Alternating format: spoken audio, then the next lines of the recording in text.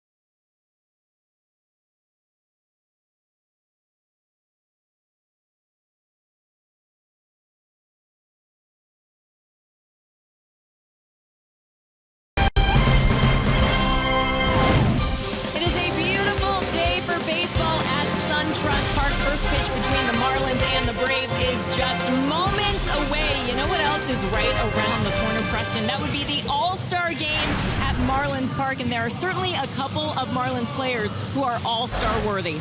Well, there are, and I think Marcell Ozuna tops the list. Got Justin Bour, who's come back. He's got 17 home runs now, 40-something RBIs. Giancarlo Stanton is a league-wide name that speaks for itself. JT Realmuto may be one of the better defensive, offensive catcher combos going right now in baseball, not just the National League. So the Marlins have some guys to pick from, Jess. Of those four guys, who are you pulling for right now? I think Ozuna is pretty much a lock. I'm pulling for Justin Bour. I love the big fella. You know, I think he's had to fight through a lot. He had to earn everything he's gotten. Starting to do well against lefties. The batting average is almost at 300.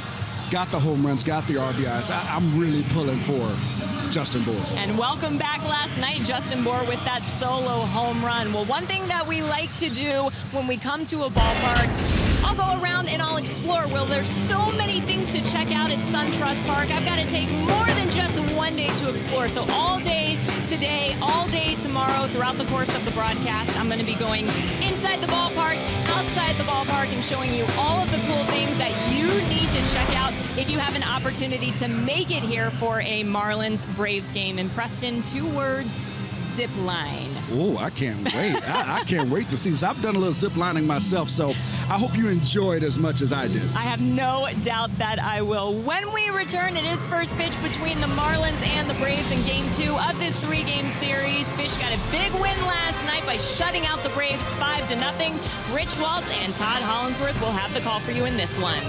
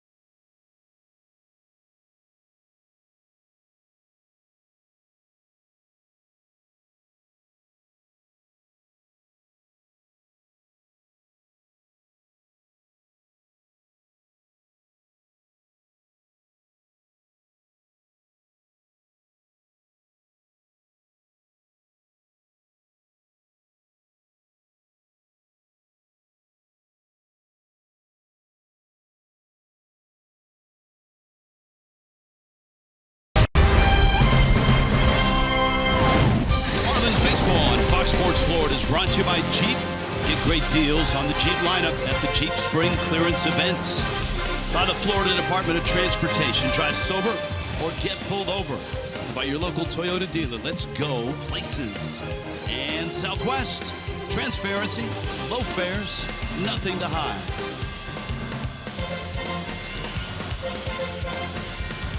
Oh, what a great baseball and entertainment complex this is. Brand new here. SunTrust Park. Miami a 5-0 win last night. Southwest brings you the Fish lineup. D. Gordon, 3 hits last night. Giancarlo Stanton's hitting second. Christian Yelich, a 7-game streak. He knocked in 3 runs in last night's ball game. Marcell Ozuna cleanup. JT Realmuto 5th. Tyler Moore gets the start at first. JT Riddle is at short. Christian Colon is at third base. And Jeff Locke is in the 9 spot. Jaime Garcia on the mound. Atlanta Braves. He has been their best starter this season. You see the numbers, 3.16 ERA. Now has not gotten very favorable run support. In fact, his last handful of starts, I think it was 4 starts, only 3 runs have they given him in support. So he's pitched better than the numbers. You see it right there, 77 innings, 53 strikeouts. He's a ground ball guy. He's going to mix his pitches well. He's okay going lefties and righties, but when he's got the ball on the ground, that's what he wants to see. If he's getting it up in the zone, there's a chance for this powerful Marlins lineup to do damage against him. D. Gordon in the box, another lefty for the Fish. With Sean Newcomb last night, Marlins knocked him around, got off to an early lead. Garcia, though, has been really, really good over his last 5 starts. And D. Gordon swings and misses at the first pitch, and it is 0-1. Yes, Father's Day weekend, so both the Marlins and the Braves wearing the blue-themed uniforms, wristbands, socks, cleats. Might even see some blue bats. Roller up the middle. That's going to find Dansby Swanson, who throws out Gordon. Braves defensively today. Let's take a look at this Braves defense. They've had some issues this year. One of the top teams as far as the errors are concerned. Starting in left field, Santana, Inciarte, Markakis over in right, Camargo, Swanson, Phillips, and Adams. Tyler Flowers behind the plate for Jaime Garcia. As I mentioned, 46 errors on the season for the Atlanta Braves. That's tops in the National League. Giancarlo Stanton and Garcia. If you saw Marlins live, we broke down Stanton against this lefty, and Stanton has won that battle a lot. Only 10 at bats, but 7 hits and 3 homers,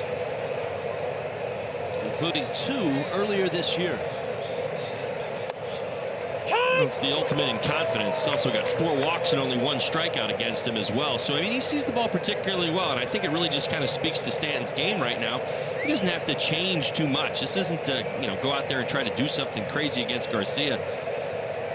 Change your game plan, expand your zone. He doesn't have to do that. He has to sit back and wait for his pitch and just execute. Stanton has been terrific in the 2 spot. Miami's offense has really been rolling over the last 3 weeks. Stanton pops that one up. Back behind second. Brandon Phillips is calling and catching. And Garcia's got a couple of outs.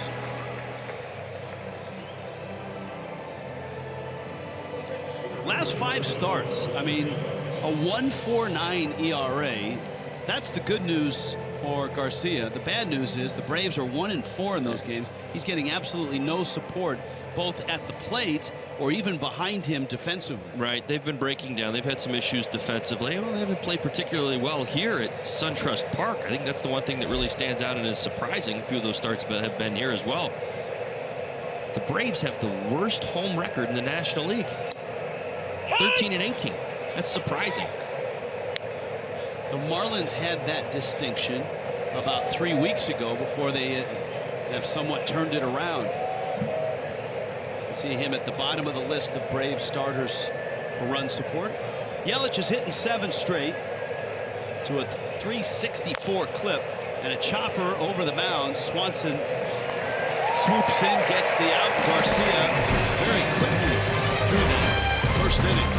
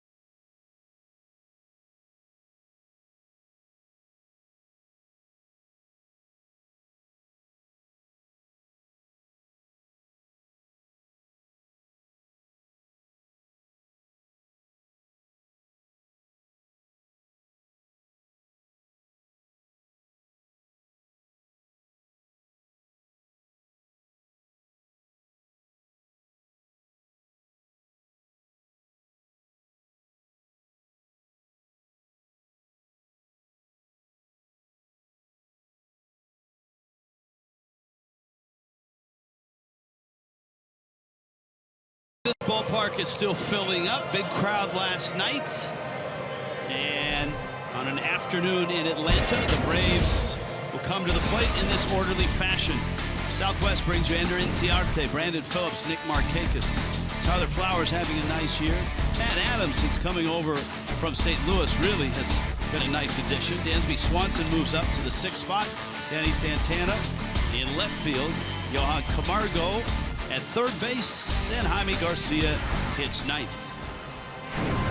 There's the Marlins starter today. Jeff Locke making his 4th start in a Marlins uniform. Last 3 decent. Last start was 5 1/3 against the Pirates. 8 hits, 3 earned runs. A lot of good things that I think he's extracting from his first handful of starts here. One thing that does stand out, as I mentioned in the pregame, 7 earned runs, 6 have come with 2 outs. So in a lot of ways, that's concentration. He's got to find a way to get that final out of an inning. In that Pittsburgh start, the last one, gave up 3 consecutive hits with 2 outs in the first and led to 2 runs. Ground balls are popular here today, apparently. That one shot right out to JT Riddle. Ender Inciarte is out. But before Brandon Phillips gets comfortable, here's Miami's defense. Well, let's take a look at that Marlins defense for today's ball game. Ozuna, Yelich, and Stanton, that's your outfield. Colon gets the start over at 3rd base once again. JT Riddle, D. Gordon, Tyler Moore back in at 1st base. JT Realmuto at catcher. Jeff Locke on the mound. There's Tyler Moore. Now, some are wondering, well, how come Justin Bour's not in there? It's because he just came off the disabled list, and I'll tell you the thinking behind that. And each manager is different in baseball, as Locke throws a strike. Some managers, when a guy says he's ready, will actually say, all right, I'll give you 1 more day. Don Mattingly, when a player comes off and says, hey, I'm ready, will play that player the first day and give them the 2nd day, maybe to just gauge how it went and make sure that there's nothing that goes wrong physically. So some managers will give you that day, the day you say you're ready, as if they don't believe you. Justin Bour got in yesterday, homered. Don Mattingly gives him the day-to-day to make sure that the ankle's good, everything's good to go. He'll be back in there, and I would expect you'll see him pinch hitting in this game anyway. A very strong possibility that you see Bour pinch hit today. At the same time, Tyler Moore played great. I mean, let's not forget that. I mean, he played great when given the opportunity for Bour. He had a couple of lefties going here to start this series. And give Tyler a crack at one of them. Good numbers against Jaime Garcia. In fact, 2 for 5, so good spot. You see those numbers in June.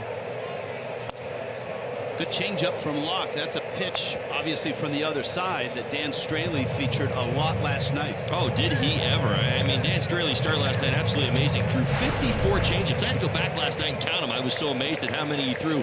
He actually threw more changeups than fastballs, and I absolutely, as you just said, expect Jeff Locke to do a lot of the same. That one hops by Riddle into left field. Brandon Phillips has a hit.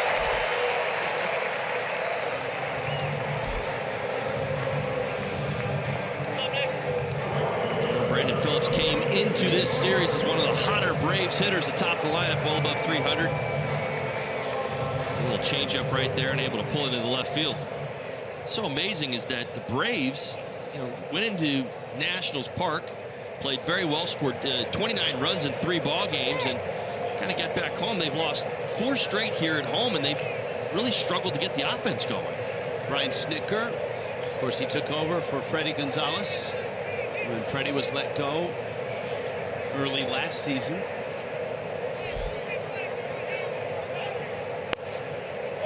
And it was Freddie that brought the lineup card out today. I thought that was a nice touch. A lot of blue. Even the lineup card was blue.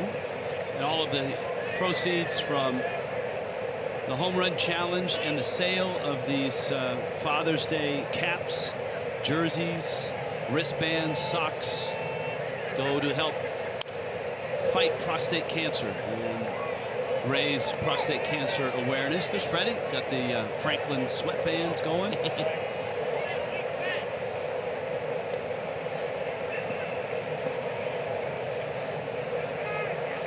All the manufacturers of New Era caps, Stance socks, Franklin sweatbands, the bat manufacturers, they all get into the spirit of both the Father's Day and Mother's Day. Phillips is running, has a huge jump, and Markakis fouls it at the plate. Phillips is looking back saying, I don't think I could get a bigger jump than that. Well, and part of it is because this is a breaking ball right here. I'm really believing that this was a hit and run, and I think that's just it. He did get a great jump, but I still think it was a hit and run the way Markakis went at that breaking ball right there. Wasn't a particularly good pitch to attack, and kind of flailed at it, but again, trying to get a piece of the baseball. That's what a hitter does. If he doesn't get a pitch he can handle in a hit and run situation, he does his best to foul it off in order to protect the base runner. But in that instance, Brandon's laughing, looking back. He's like, I got a great jump. You got to let me go.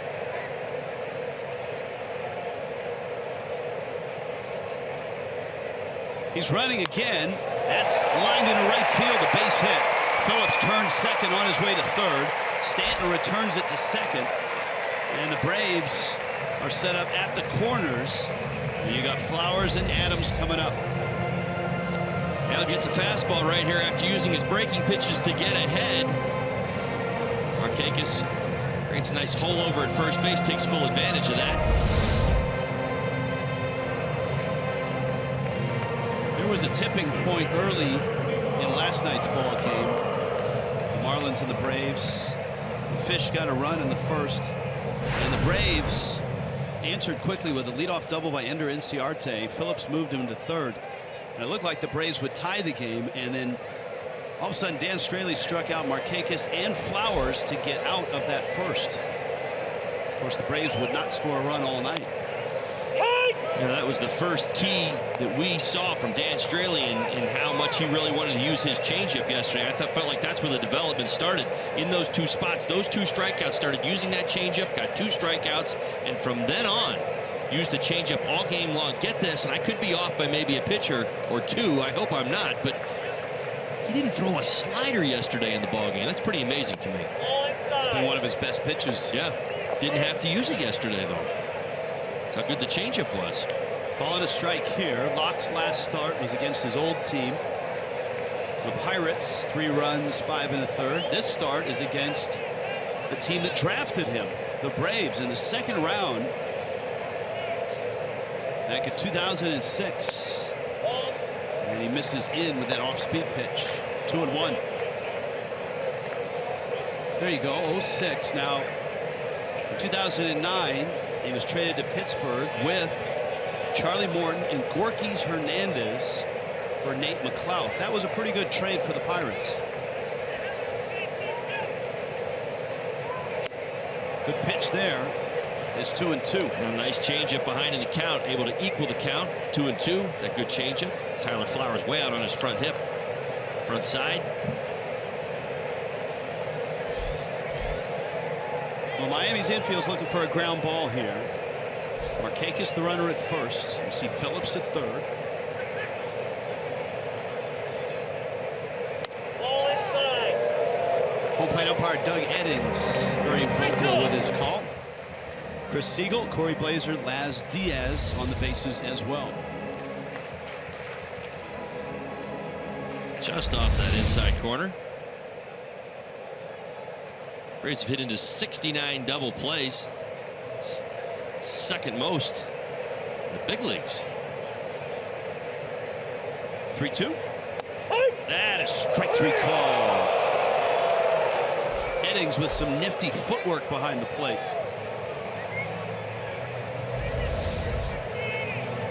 Jeff Locke makes his biggest pitch.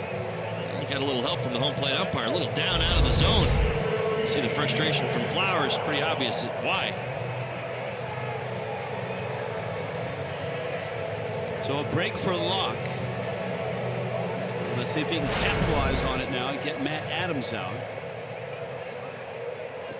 Adams has seen Locke, of course, both those guys in the National League Central a lot. Adams with the Cardinals, Locke with the Pirates. Has a homer against them, but has struggled against lefties this year.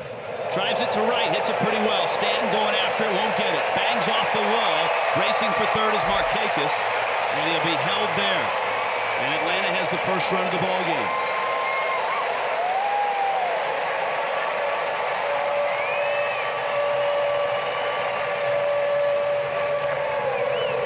Matt Adams. Now almost off the hook, jumps all over a first pitch breaking ball, out over the plate, kind of rolls up there, stays above the knees. Adams doesn't get all of it, but does get enough of it off the about right field. Put the Braves on the scoreboard. 1-0 here in the first.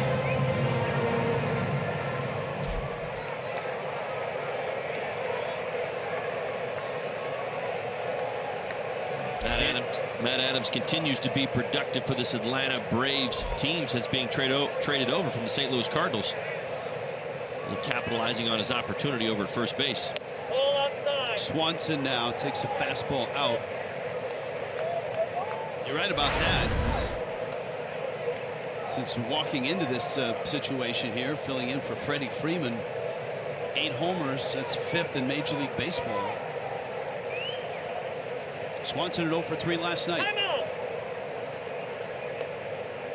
You always see an umpire whenever time is called in that spot point to whoever called it. He pointed to Real Muto.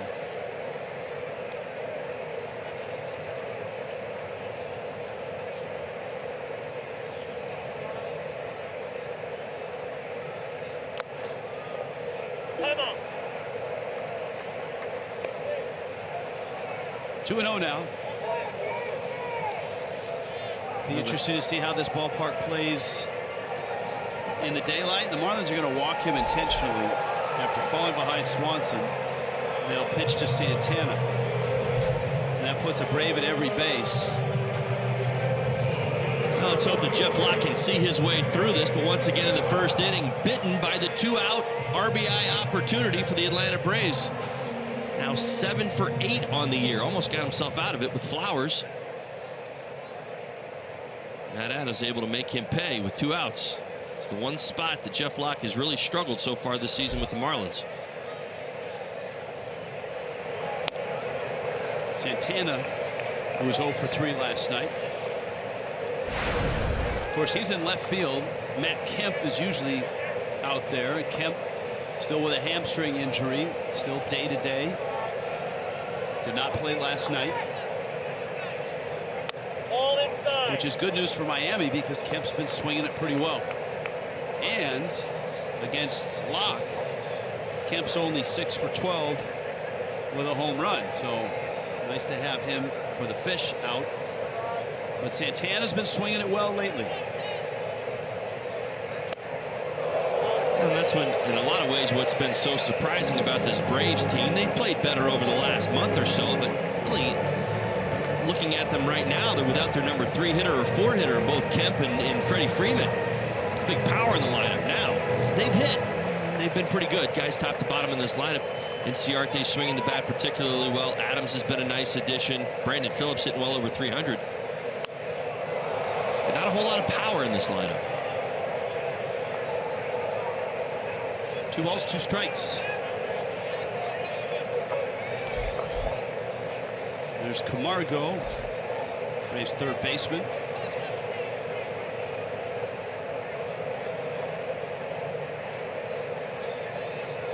Pitch number 24 is swung on and missed. And Locke leaves them loaded. Braves will have to settle for 1. This ball game on a warm afternoon in Atlanta is 1-0 Braves.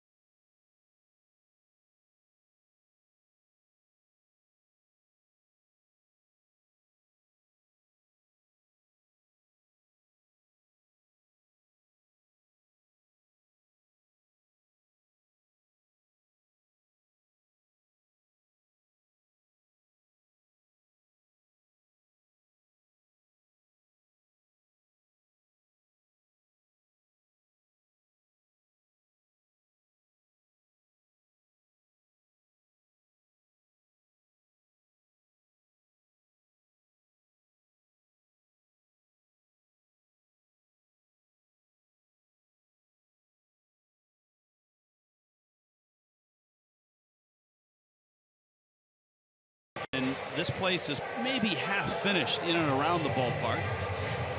The Battery, which is the area with the restaurants and upscale living here. Jaime Garcia back on the mound, just 8 pitches in the first inning.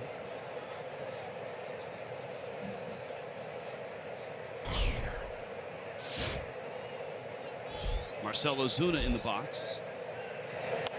And Ozuna swings and misses. Let's scout him. Auto Nation brings it to you.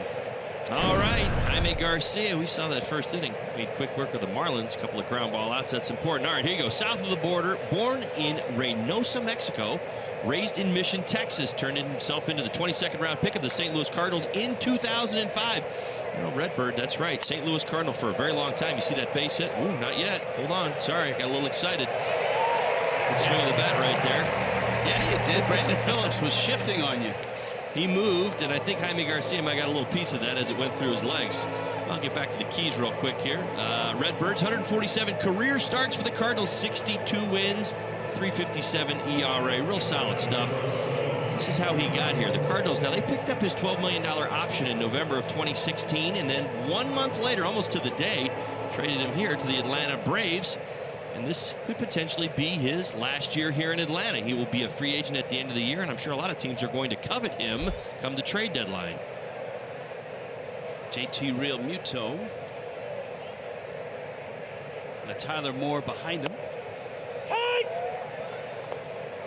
Now Realmuto's all decked out for Father's Day. He's got the jersey and all of that, but if you go back down to his socks, man, he is sporting the sweet socks. And spikes. Look at that. You know who he looks like, right? It's like Mr. Freeze. The Freeze. That's right. He's racing here pretty soon. Yeah. JT pulls that one foul. Coors Light cold hard fact on JT Realmuto. Even with the sweet socks, OPS for catchers, he is 3rd right now in all of baseball. Only Buster Posey and Salvador Perez are better. Great stuff from JT. Leads them in triples. Got 3 of them this year. Very well with runners in scoring position. Just having a real solid season offensively and defensively. It's a fair ball. Realmuto says it hit him in the foot. The home plate umpire doesn't agree. And they still discuss it at home plate. Doug Edding says no dice.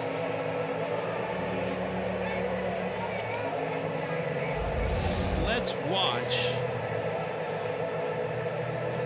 Oh, yeah. Almost completely redirected off the top of his foot.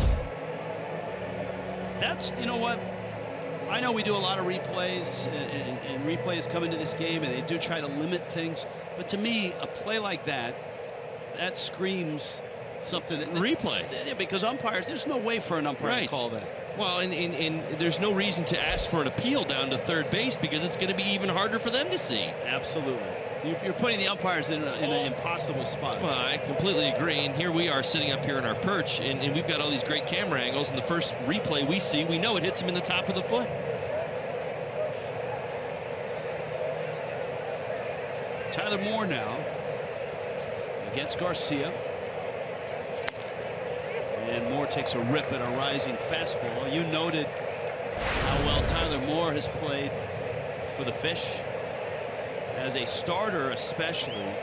10 starts since Justin Bour went on the DL. 351 average, 4 doubles, 4 homers, and 12 knocked in. And he gets a start here. Talking to Mike Pagliarulo, Frank Benichino about him.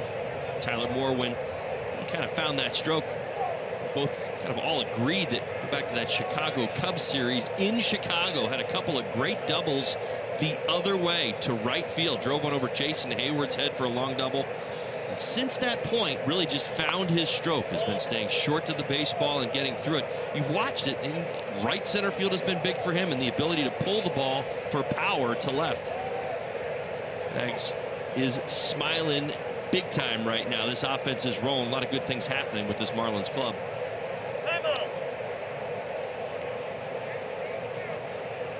Garcia works quickly.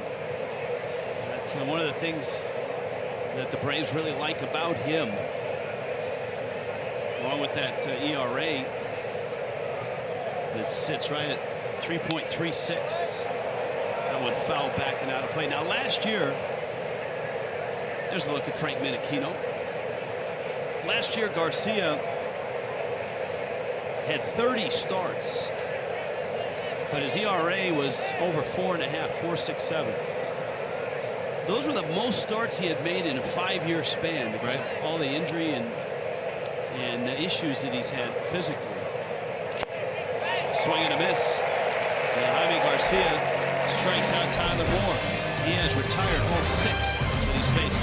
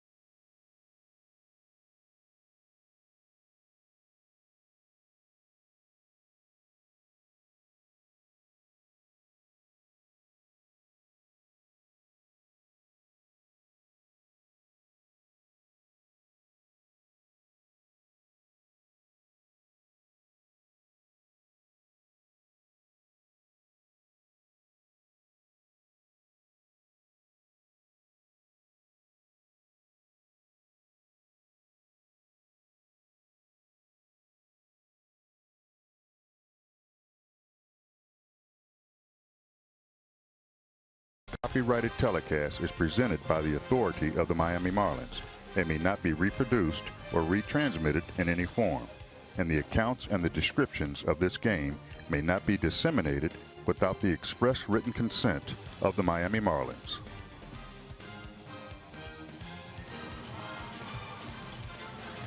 There he is. That's our disclaimer guy. That's Tracy. There he is. Blowing kisses. I'm telling you, that's the best disclaimer in Major League Baseball right now.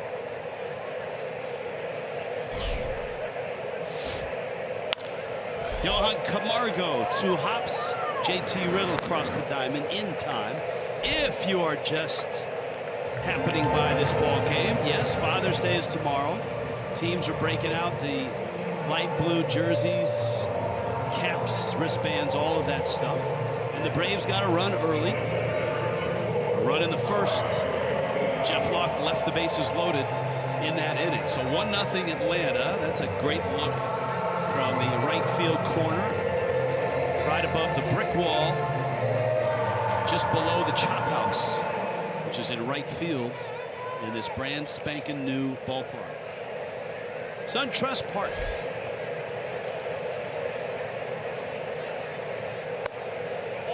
Many cool things to see. Jessica Blaylock is going to be all over the park, not only this afternoon, but also during tomorrow's telecast. I'm sure she'll be out in the Battery, which is filled with very cool restaurants and bars and shops. Many of them have yet to be open, but I would expect next time the Marlins come in, a lot of those places will have the doors open and business will be booming. Yeah, you and I wandered down there after the ball game yesterday, kind of as the fireworks were going off, and wow, what an impressive place. You're right. Once a lot of these buildings get open, it's going to be, I think, a fun place to hang, even if there isn't a Braves game. It's a foul ball. Real Muto says he caught it.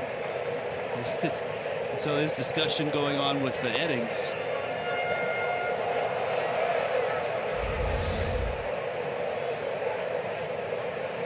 Oh, he didn't catch it, but I think the argument for JT was that it wasn't a foul ball. Yeah, I think the double hit he heard was the ball bouncing in the dirt off the ground. I don't think that Garcia got a piece of it. Tapper to third. Christian Colon's over there today, and he throws him out. 2017 Insurance Major League Baseball All-Star Game ballot is online. It's your chance to choose your favorite Marlin players. Send them to the All-Star Game presented by MasterCard. Of course, it's July 11th. It's in Miami, and it's on Fox. Marlins.com/vote. If you watch Marlins live, you heard Todd Hollinsworth, Preston Wilson, Jessica Blaylock talk about their All-Star favorites, guys that need some love, and the candidacy, so to speak, of 4 Marlins in particular. Giancarlo Stanton, Marcell Ozuna, JT Realmuto, and Justin Bour are the 4 that jump off the page.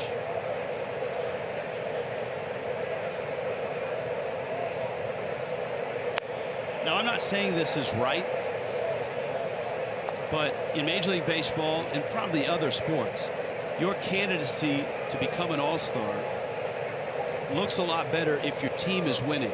And the fact that the Marlins are hot right now, I think, can help those guys, and especially if this hot streak continues on into the end of June. Well, right. You kind of have to become the national story as a team, and the Marlins have been playing great baseball, one of the best records in baseball over the last 3 weeks, and when that happens, the national story kind of comes to you, and when that happens, it helps promote your players. It's as simple as that. Out of sight, out of mind. If you're not playing well, nobody really pays attention. Jeff Locke dispatches with Ender Inciarte, and that's a 1-2-3 inning. Lefties on the menu today here on a Saturday in Atlanta. 1-0 Braves.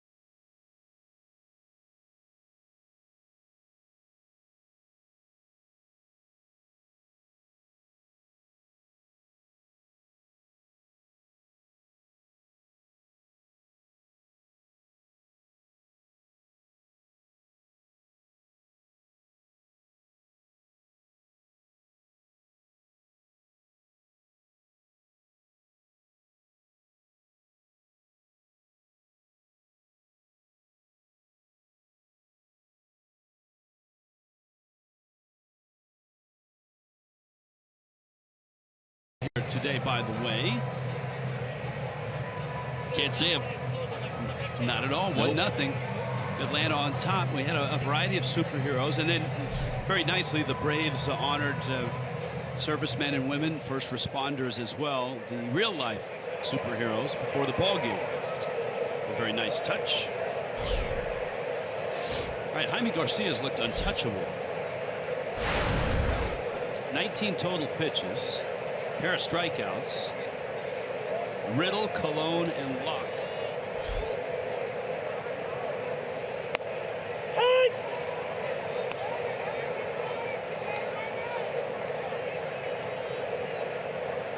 JT Riddle splits, good against lefties.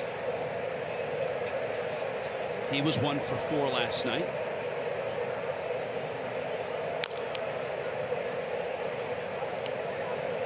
Garcia getting the start here for this Braves rotation, and Brian Snitker. Bartolo Colon whose spot in the rotation was taken by Sean Newcomb. Cologne on the disabled list with an oblique. Braves announced last night that Cologne is coming back, and he will start on Wednesday, I believe, against the Giants. And Snicker also mentioned that the Braves are going to go with a 6-man rotation when he gets back. Breaking ball, and Riddle was all over it. He sends it into right. First hit for the Fish. Up comes Christian Cologne. Nice job staying back on the breaking ball. Good two-strike approach. Letting that ball travel, get to home plate, and staying back, strong on that backside, and able to catch it off the end of the bat a little bit, but line it into right field. Good start here to the 3rd inning.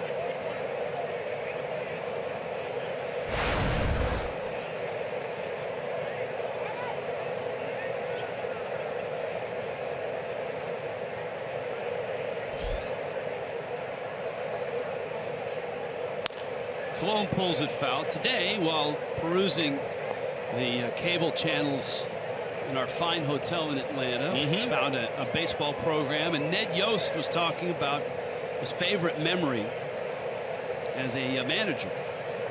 Yost is lives in the area, or used to live here in the Atlanta area. Was on Bobby Cox's coaching staff for a long time, and he said it was Christian Cologne's base hit in Game 5 against the Mets in extra innings. It's a big moment.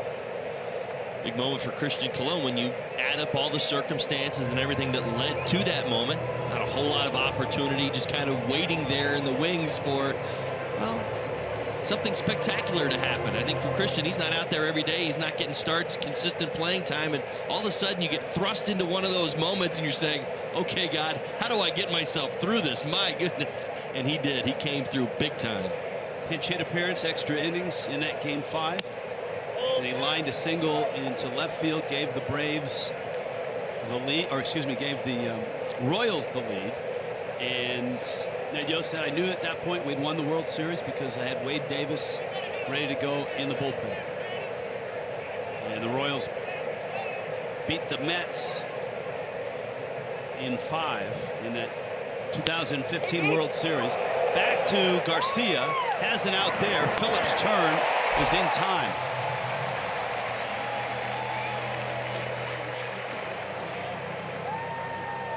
One 4-3 on the double play.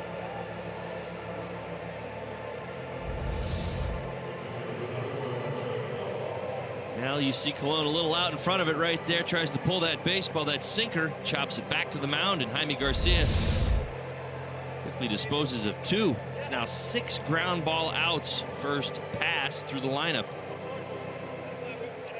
Most double plays in the National League. The Braves strong up the middle with Swanson and Phillips.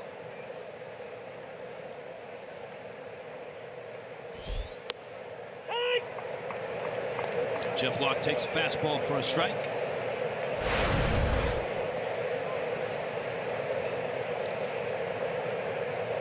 You see an 0 for 6 so far this year. In his career, he's had 191 at-bats and 18 hits.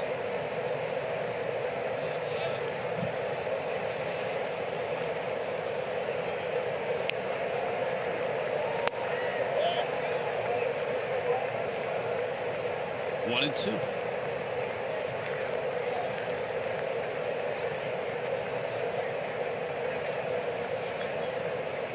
Eight years in St. Louis for Garcia. Many of them injury-shortened years. That is strike 3 call. Fastball at the knees. Second strikeout for Garcia.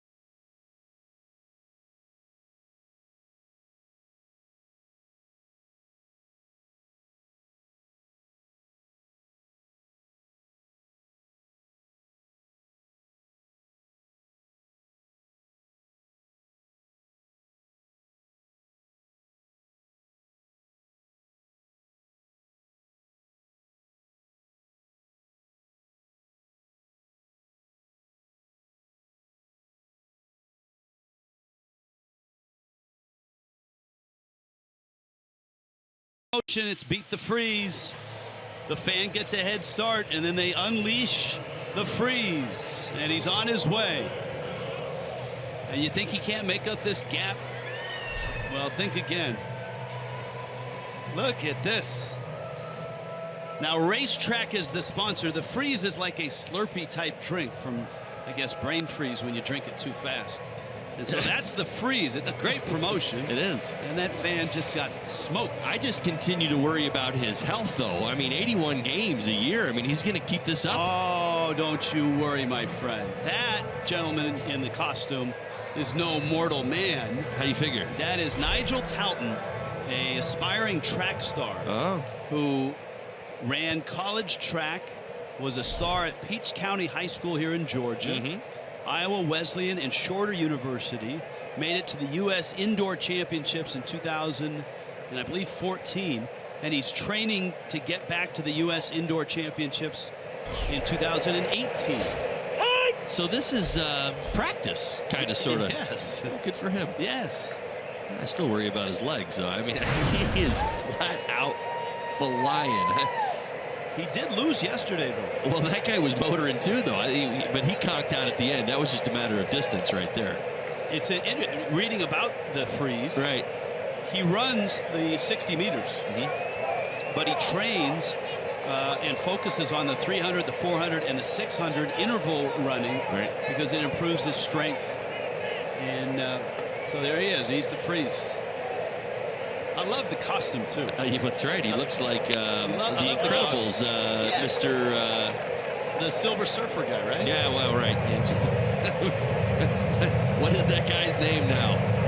Wandered us down a path. Oh, no. Brandon Phillips, Nick Markakis, Tyler Flowers. Locke, his changeup's been his best pitch today. Well, it really has, especially behind in the count. See him use it right there. Brandon Phillips down to a knee, trying to make contact.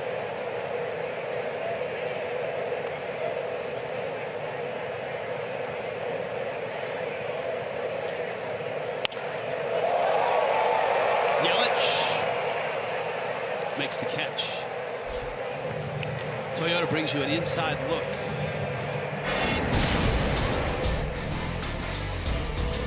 Memorable firsts for Marlins in Atlanta.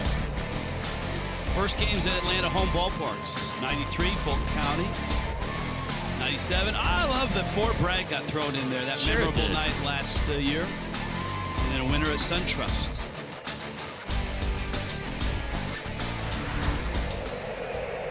Frozone. Frozone. Just came to me. Sorry, everybody. Samuel L. Jackson. That's right. Well, I knew it was Samuel L. Jackson. I just couldn't remember his character's name. Yes, his big line was... Frozone. He looks like Frozone. Mr. Freeze. That's exactly what he looks like. His big line was, "Where's my super suit?" Right.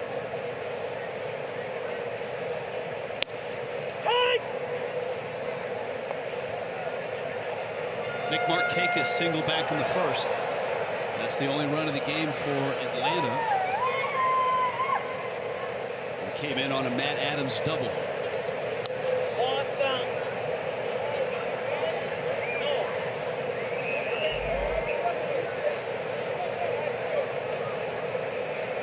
Marlins bench right now is on the home plate umpire Doug Eddings for that pitch in particular.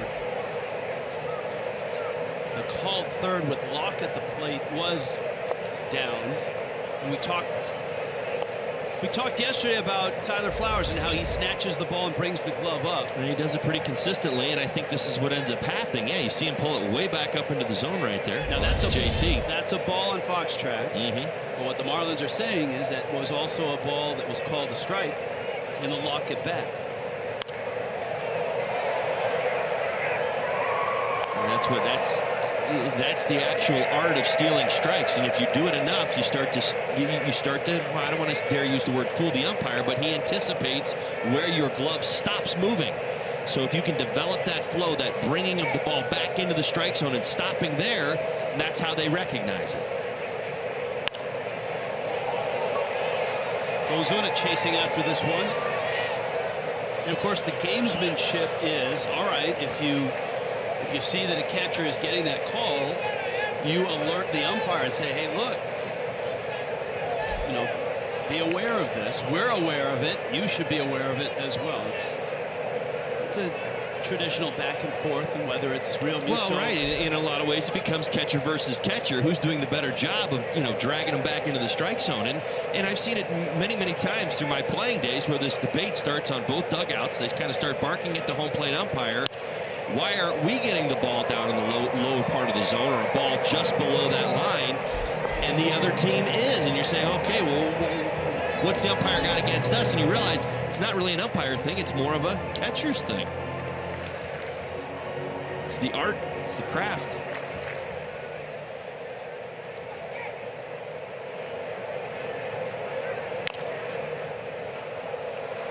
Tough play. Gordon, safe.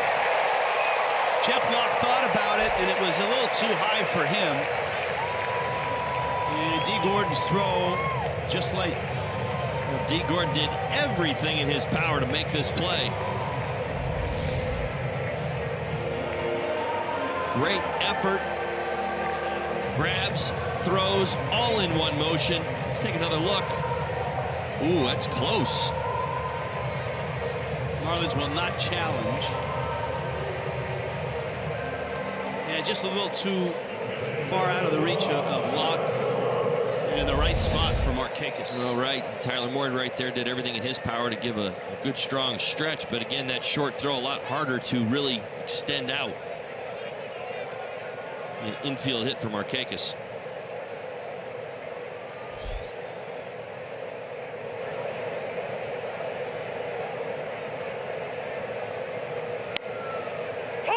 Tyler Flowers takes a strike. AARP. Flowers not a member, not yet, but I'm sure that he will be at some point. Roswell, Georgia native, junior college All-American. Flowers drafted by the Braves twice, but of course came up with the White Sox. Obviously destined to be a Brave, it seems. Chipola Junior College in Marianna, Florida. It's Jeff Mathis territory, Marianna.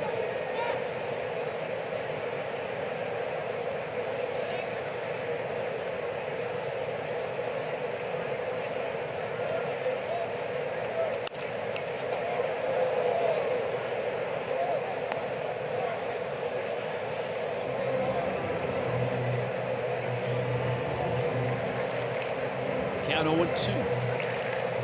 This ballpark's capacity is right around 41,000. It's a big change. Almost 9,000 seats smaller than Turner Field. The Atlanta Braves fans have been packing it in regardless of their poor home record. And the canopy, or the roof that they've built above the third deck for a day game start, has about 60% of the fans in the shade. There it is.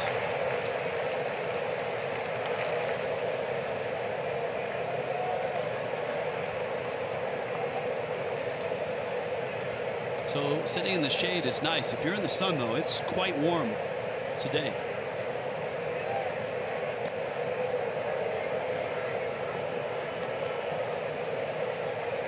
Now, 83 degrees is what it says, but if you walk around in this ballpark, it feels a lot hotter than that. In fact, the temperature has dropped since 3:30 when it was up just about touching 90. Bouncer, knocked down, backhand there by Gordon. Nicely done. The Marlins get the out at second. The Braves, though, may challenge that out at second base. They're going to look at the replay here. Remember, the neighborhood play is no longer something you can get away with in the middle infield. Brian Snicker's video room is looking at it.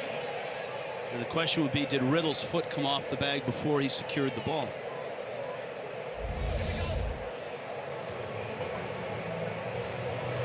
It's really close. Well, the question is there enough evidence to overturn it? I don't think the Braves are going to go for it. No, Markakis is walking off the field. You see him right there.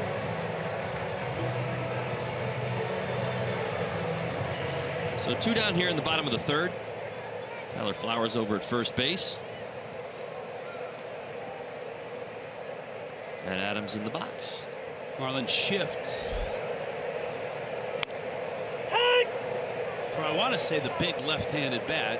He's not big anymore, though. Yeah, he's still pretty big, but not nearly as big as he has been. Yeah, he's not big the way that he was big before. Which was, well, let's be honest, the midsection. He was broad-shouldered.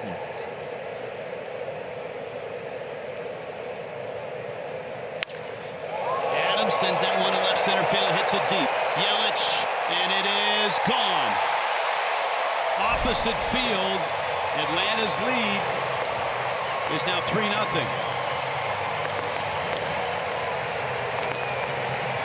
And Matt Adams continues to shine as a Brave. Well, and Jeff Locke continues to struggle with 2 outs in an inning. Matt Adams, first at bat, took full advantage, got a hanging breaking ball. This time stays on a fastball. Out over the plate, 91 miles an hour, and redirects it to left center field. And we talked about it. Atlanta Braves picked Matt Adams up to stopgap for Freddie Freeman. Better find a place for this man to play. He's been on a tear. Braves are up 3-0 now.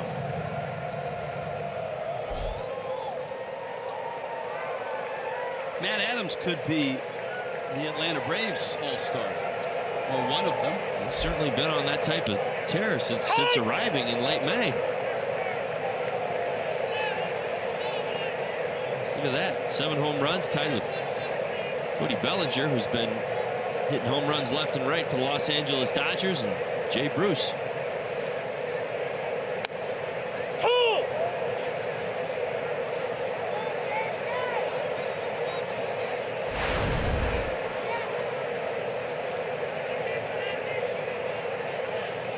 Swanson, the young shortstop, prize prospect of the Diamondbacks before the trade with the Braves.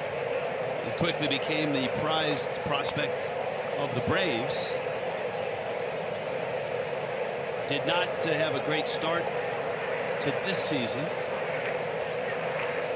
He still has rookie status by 1 at bat after getting a pretty good amount of time, 38 games last year.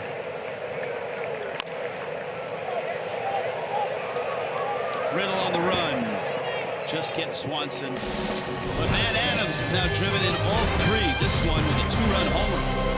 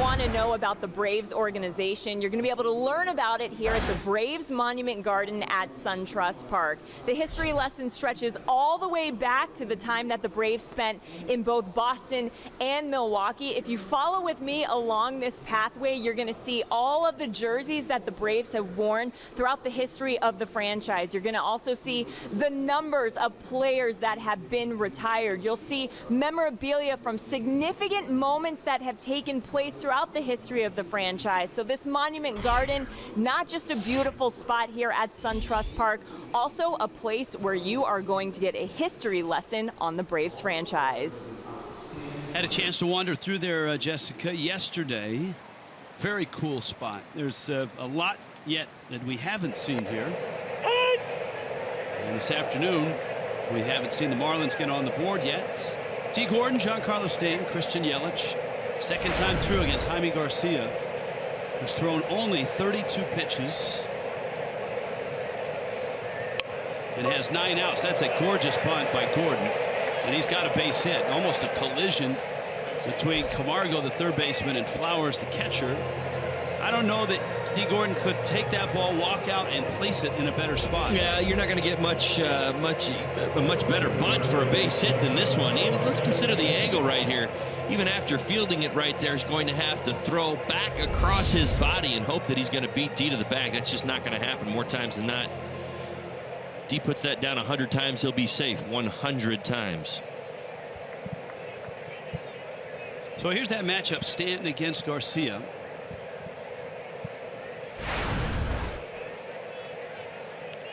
After popping out in the first, he is 7 for 11. 3 homers, a double. And Garcia misses low. 2 of the 3 homers came in the start earlier this year. Second start of the season for Garcia.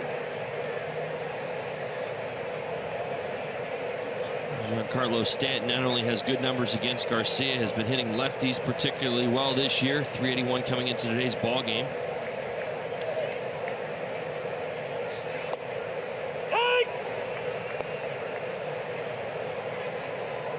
Ball and a strike.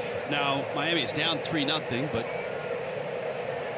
D. Gordon swiped a couple bags in last night's ball game, and Flowers is throwing out runners at only a 16% clip this year. League average is about 28%.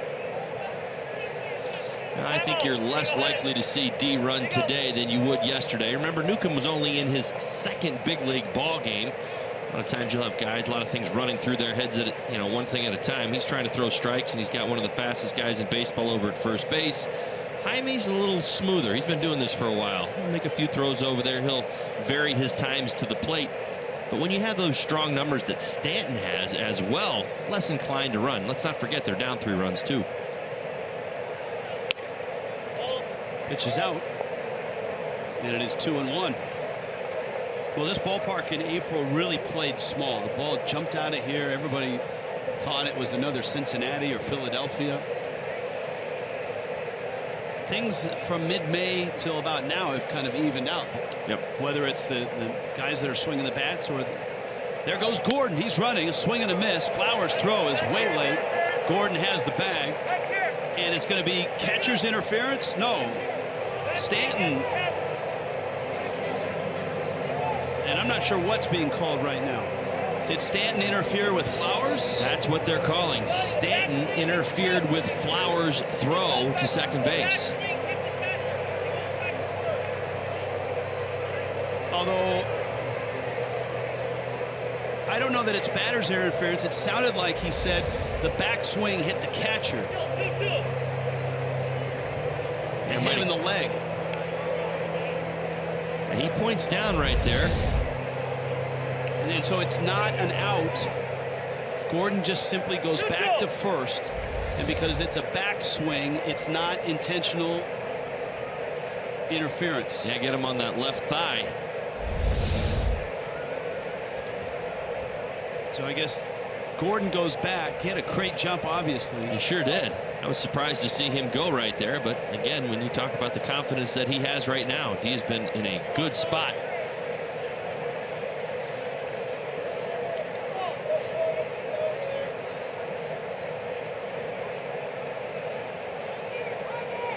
Marlins have only been thrown out. One time this year against a lefty on the mound when they've tried to steal a base. And Stanton swings and misses. Frustrating at bat for Giancarlo. Gordon still at first. Here comes Yelich.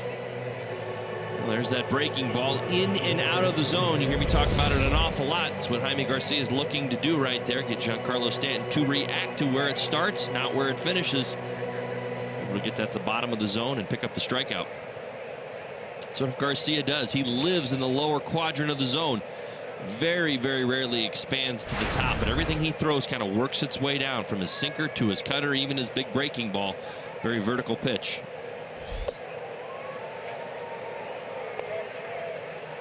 Yelich swings and misses. Christian bounced to short. We'll see if Gordon, who ran with Stanton up, is going to try it here with Yelich. And I would think, to your point, anything down in the lower quadrant, much easier for Gordon to get the bag.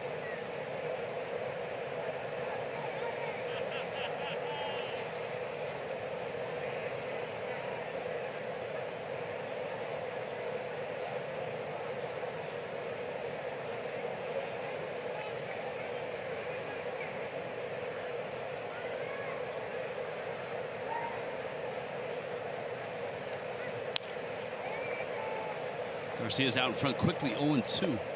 And this is exactly what we've seen from Garcia, and the Braves have received from him over his last month. 5 starts, an ERA of 1.49, but absolutely no support. Well, they've gotten more support today, I think, than the other games combined. That's right. You see it, so they've got to feel pretty good about their chances today with the way Garcia's been throwing the baseball.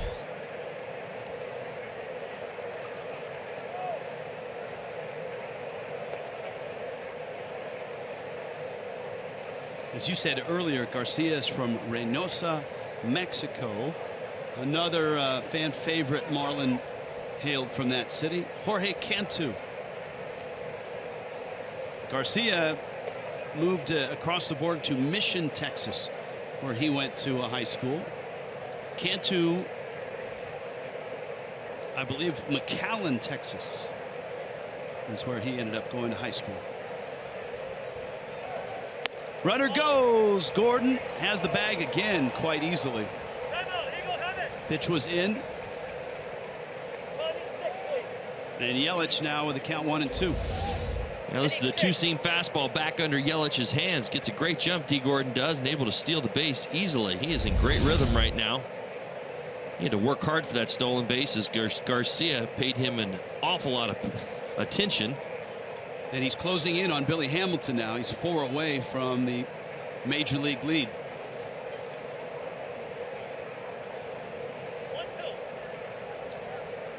So a runner in scoring position, the first of the day for Miami. 1-2 to Yelich. As you can see, he's in the shadows, and Garcia still in the bright sunshine. Makes it really hard on hitters. And a breaking ball, and that got him. And that's the pitch that's really tough to pick up. Well, he's done a nice job today masking that breaking ball. He's not showing it early in the count. He's really just saving it for his 2-strike pitch, and that's why it's worked effectively this afternoon. So again, you see how vertical it is in the zone. Starts out in the box. Christian Yelich sees it that way, and it's bottoming out at home plate and able to pick up the strikeout once again. A lot of times that's the best part. You see guys do this quite often. If they can save that wipeout breaking pitch for the end of the at-bat, not show it a little earlier or even give a hitter the feeling of the tilt or the action on that pitch, hitters are prone to chase. You know, they know they have to protect, and you see how that breaking ball is in and out of the zone right now.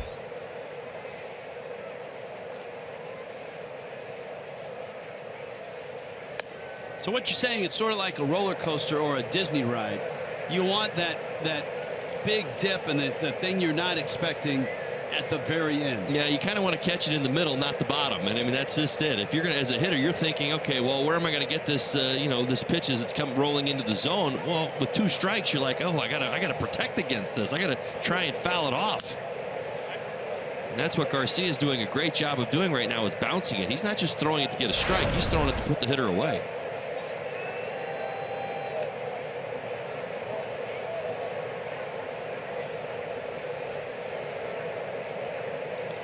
Garcia's been good at giving you a lot to think about. He throws a cut fastball that'll run one direction. He throws a two-seamer, which acts as his sinker, and it goes in the completely opposite direction. And then you factor in that big vertical breaking ball that he throws.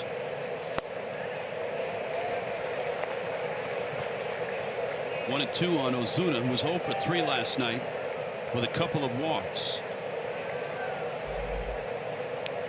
And the walk's important to Ozuna, who's on pace to blow right past his all-time high in walks, which was 43 last season. He's walked 27 times already.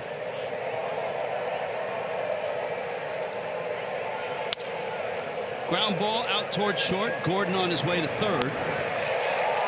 And Ozuna is thrown out. 3-0 Atlanta.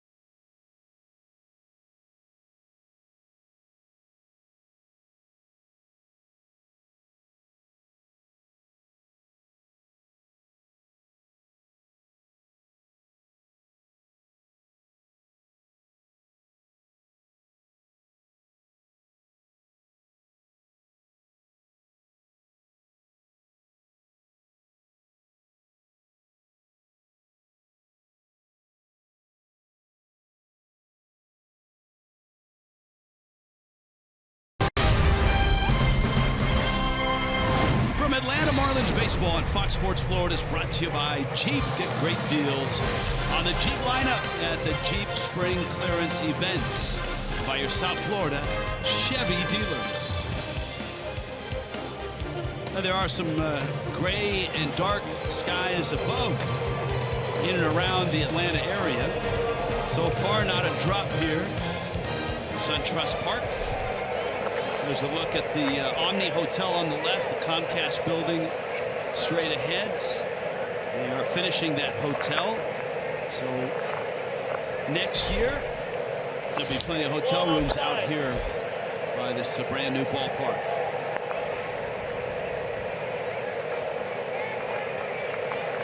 There it is. The Todd Hollandsworth suite right at the very top. What? It's news to me. Although I wouldn't turn it down if they handed me the room key. That's right. No doubt there'll be parties up on that deck on game days and game nights.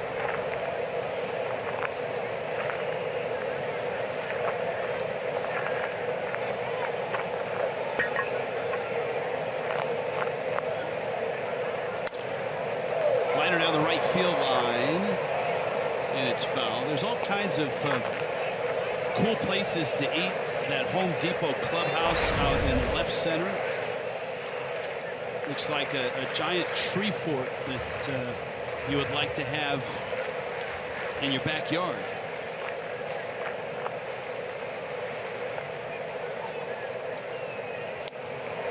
That changeup gives Locke a strikeout of Santana. And that opens up the fourth. Well, the second one again against Santana. Got him his first at bat with that great changeup. Let's take a look at it one more time. See that little tailing action to the outside part of the plate. Santana not picking it up at all. Locke able to go right back to it and get another strikeout. Here's Camargo. It's bottom third of the order for Locke here in the fourth. It's It's been the Matt Adams show. RBI double and a 2-run homer for a 3-0 lead.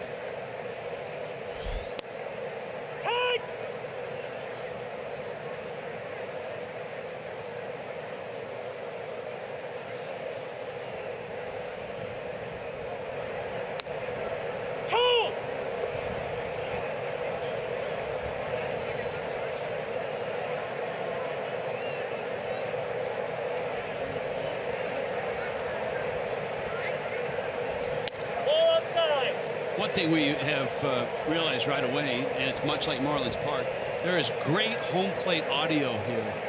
You can hear the umpires call even with 40,000 in the place, and I like that. There you go. Enough said. You don't even have to announce that, right? I mean, just let the umpire call it. Let it settle. and read a drop in or announce the next hitter. That's right. Well, nicely done by Jeff Locke right there.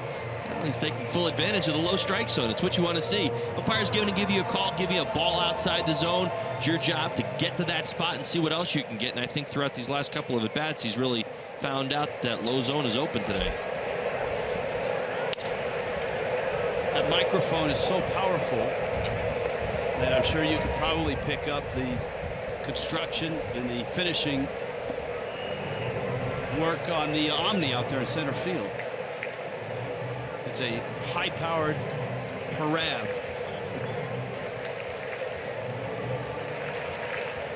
Our audio man at home, Mark Butler, one of the industry's finest. And I know I kid around and always say, you know, that everybody's critically acclaimed, but Mark Butler is the bomb. He is outstanding, and he also knows how to dispatch with crickets. That was an issue he had earlier this year. He's added that to his resume. 0-1. There's that rolling breaking ball for a strike. And I couldn't get over with the cricket was when he would show up. It was like the same time every day. Like seventh inning. Right. Sort of like the Seagulls in San Francisco. He must have thought it was dinner time.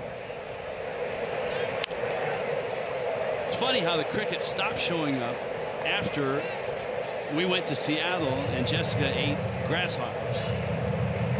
And you ate more grasshoppers than she did, but she was the first to try them. Honestly, not bad if you toned down the spice. That's what I couldn't get past, was just how hot they were. Locke stabs it. Nice inning. And he goes 1-2-3 through the bottom third of the Braves order. On to the fifth. It's 3-0 Atlanta.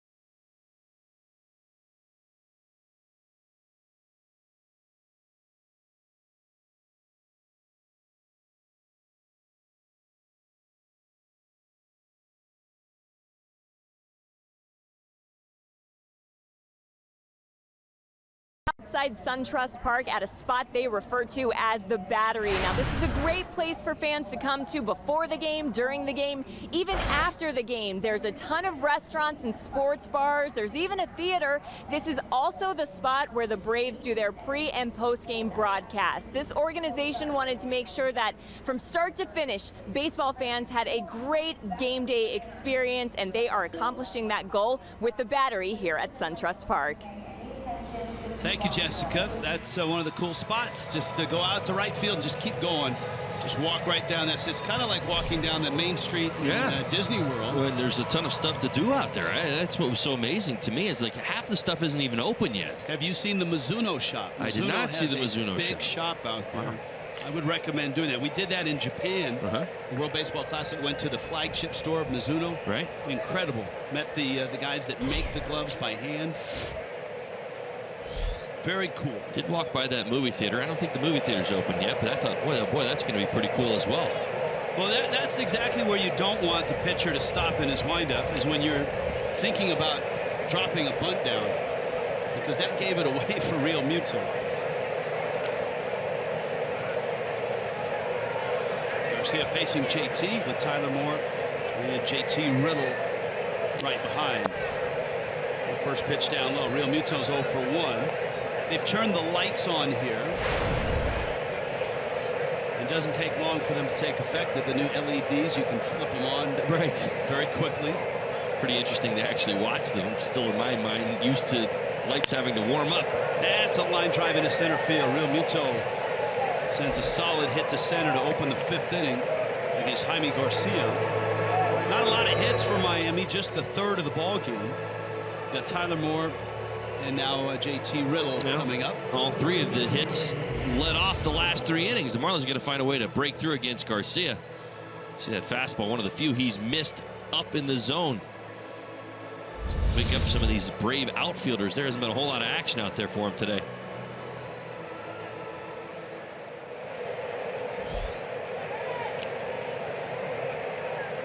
Tyler Moore in the box. Timo, as some call him. And I bring that up because on a day where we see the Father's Day caps, the light blue lettering, wristbands, socks, and all of that's raising awareness and money for prostate cancer research. Later this year, there's going to be a Players Weekend. That's something new in baseball, and for the first time, it'll be Players Weekend. Dustin McGowan in the bullpen, and in that weekend, players can display nicknames on the back of their jerseys. They'll have the option of wearing fluorescent colored shoes and a personalized patch that pays tribute to somebody that's been instrumental in their development as a person or as a baseball player. Love it. Yeah. So that's coming up on August 25th to the 27th. Craig Davis with a nice article in the Sun Sentinel today. You can see it online. Players are excited about that, though they have to figure out which nickname they're going to use, because some players have more than one nickname. Holly only had one. Was it for you? That's all I had. Like Edinson Volquez, Steady Eddie. And he has those on his gloves and his bats. Moore fouls it back. Kyle Bearclaw. Don Mattingly just calls him Claw, and sometimes actually puts that up on the lineup card. And so it's a great one. Bearclaw may go with either Bear or Claw. Right. Now Mattingly has a great nickname, right? Donnie Baseball. I'm not sure if he's going to go with that or just put Matt, which was his nickname in Little League. It's the first nickname he said he ever had in baseball. Tyler Moore hits that in the air to left and hits it deep. I mean deep. Way, way out of here. A 2-run shot, and Miami's right back in the ball game. It's 3-2. And the first run's against Garcia. Only the 8th home run he's given up. And how about Tyler Moore? He gets another start, and he hits another home run. Nice job by Tyler Moore. 2-8 right there, picking on the breaking ball. We talked about how vertical it was. Remember that ball that gets down to the zone? Well, this one doesn't. Tyler Moore, great job staying through it and keeping it fair. Sometimes you can get out and around that pitch, but with 2 strikes, able to drop the barrel on it. Look how short and quick he is. Good extension right there, no doubt.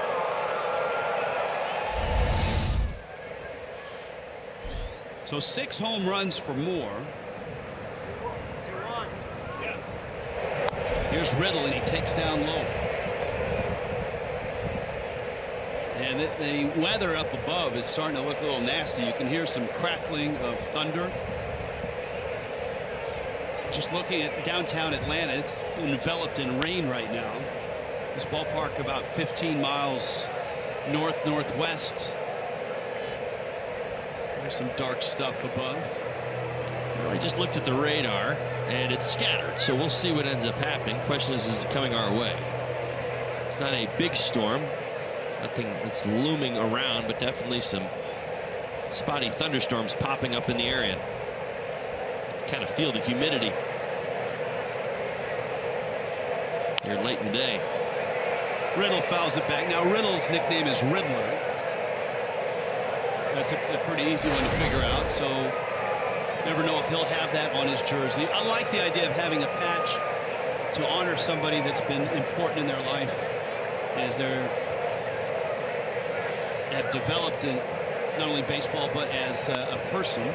I love the fact that the players are getting an opportunity to express themselves. I mean, so much of what they do is, centered around the team that they play for, and obviously marketing and sponsorship and the deals that they sign. But they don't, there's like a day that, you get to express yourself and your thoughts and your ways. See, if I'm an enterprising player, I come out with Geico on my back. Well, and Riddle goes around and strikes out. And that's first out here in the inning. Home run challenge, of course, and that's all of this is to raise awareness for prostate cancer research. Every homer and strikeout in this game will raise money for it. We're up to $3.3 million have been raised already since June 1st. And of course, it ends tomorrow on Father's Day. Go to homerunchallenge.org.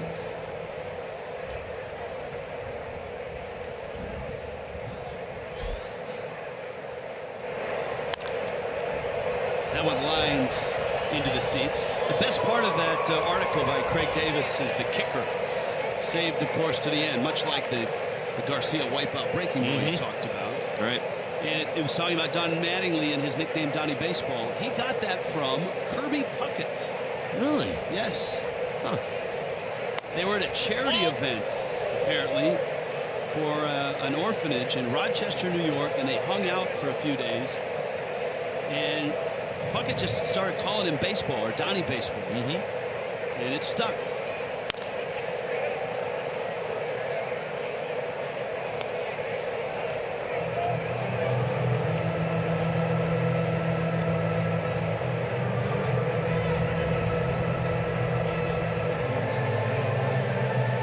I think the best thing about a nickname in baseball or other sports is the fact that your teammates are the ones that give you that nickname. Right. It never works when you give yourself a nickname, right? There's a liner into left field, and Colon has a hit. Christian Colon, 1 for 2. At the bottom of this Marlins lineup, getting some things going. Another breaking ball. And the Marlins are going to pinch hit here. Ichiro is going to get an at bat.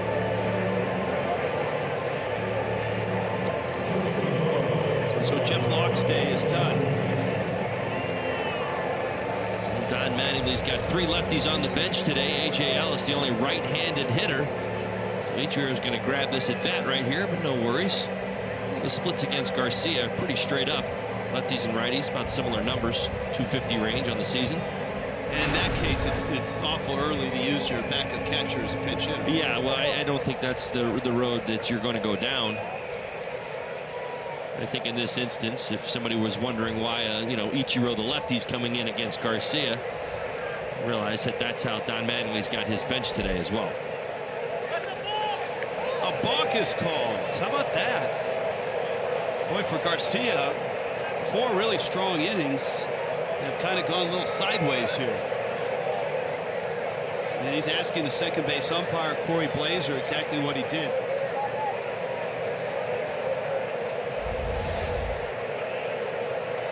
Oh, that's pretty good right there. Did you see it? I saw it, but it's so slight. Just a slight turn of the hips right there. I'm not sure anybody could pick up that the first time. That ball gets by Flowers. Ichiro squared to bunt. I'm not sure if it was a ball or a strike. I think he pulled his bat back.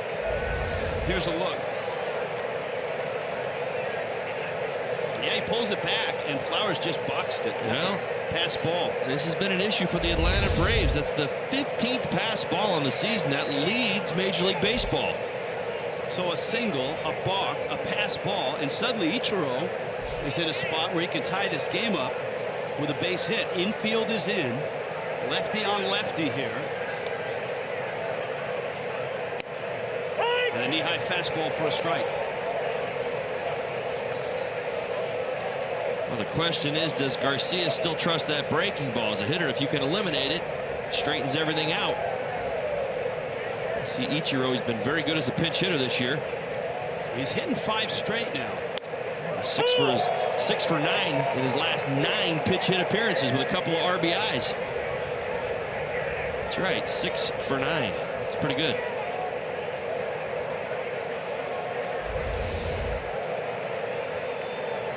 It's right at the knees.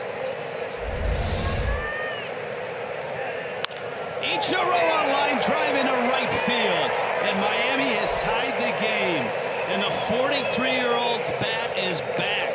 That's a 6-game hitting streak, and that a 2-strike pitch, which he drilled. Well, let's make it 7 for 10 with 3 RBIs in his last 10 pitch hitting appearances. Outstanding job right here. But guess what?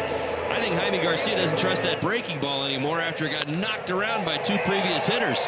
Goes right back to the 2-seamer, the sinker. Very hittable pitch right there in that situation. Good swing by Ichiro, staying down on it and driving it into right field. Tie this ball game up. You got D. Gordon up now, so Ichi now leads the National League in pinch hits. And a smile on Donnie Baseball's face. What nickname do you think Ichiro would wear on the back of his jersey? Itchy. Itchy? I like it. I don't know if he likes it, but I like it. Most of his managers have given him that nickname in the years. Itchy? Itchy. Oh, I didn't even know that. Lou Piniella used to call him Itchy. Well, he kind of explains his role. I mean, you know, he's kind of like, he'll frustrate the opposition, right? D. Gordon now takes a ball. Well, Jeff Locke's out of the ball game. All of a sudden, Garcia has hit a bump in the road. Locke 4 innings, 3 runs on 5 hits. Miami 3 runs here to tie this game. You got Gordon who's 1 for 2. And he holds up on an inside pitch. Well, this explains, I think, an awful lot of what the last 3 weeks have been like for the Marlins. Let's remember where these 3 runs came from. This all started with JT Realmuto in the 5 spot.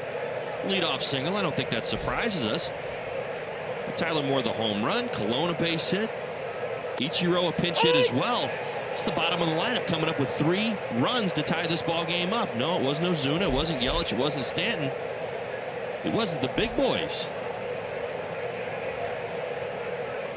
That was Tyler Moore, Christian Colon, and Itchy.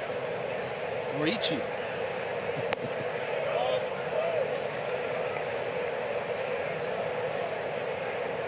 Count 3-1 now to Gordon.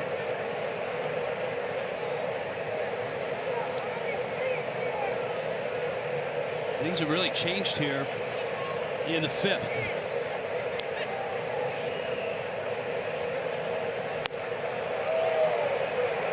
All right, now full count, 1 out. Ichiro can still run. Would you start him here?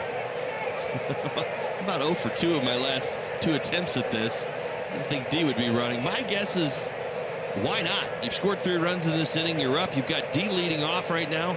Excuse me, in the leadoff spot right now with the boppers behind him. Not running, but a slow ground ball brings Phillips to the bag. And he'll get the out at first, which leaves Ichiro out at second base. Now the same result, that's what you're looking for. You didn't want a ground ball to produce 2 outs. D. Gordon, you don't really have to worry about that. He's so fast, certainly the slow roller. And Stanton didn't even get comfortable in the box before 4 fingers went up. And despite the fact that Stanton was 0 for 2 and struck out his last at bat, the Braves are well aware of the history between the two and Stanton's success. So it's Yelich against Garcia. The difference in this at bat to the strikeout in the 4th inning is that there's no sunshine on the mound and shadows at the plate. It's all kind of overcast now. I also don't think there's the willingness to go to that big breaking ball that he was using to pick up those strikeouts right now, because it's been knocked around. I think he's essentially straightened himself out. He's a sinker slider guy right now. Yelich, a line drive to right field, and it's over the head of Markakis and off the wall. Ichiro scores. Stanton to third. Freddie will send him. Here's the throw home, and he scores. How about that? Great move by Freddie Gonzalez. Stanton never hesitated. Phillips was stunned when he came up looking for the relay, and the Marlins have taken a 2-run lead. Yeah, fantastic job by Christian Yelich on the swing. Gets a first pitch fastball. We talked about that 2-seamer, not 93, now 90. A lot of pitches this inning. Rips it into right field over Markakis' head. Everybody's off to the races. Watch Giancarlo Stanton. Watch Freddie. Watch Freddie step up here and get his attention early. Bring him. Get him going. Never lose his stride. Didn't lose a step right there. And Stanton able to pick up that extra run. Nicely done, everybody, including Freddie. And Yelich hustling all the way to third base. Had a chance to pick up another run with Ozuna and 2 outs. And Yelich 90 feet away. Terrific stuff from Miami here. Garcia was dominant, and all of a sudden the Fish have 5 runs. There's that breaking ball. And Ozuna swings and misses. It's 0-1. Well, he went right back to it finally. I think he realized he needed to throw it.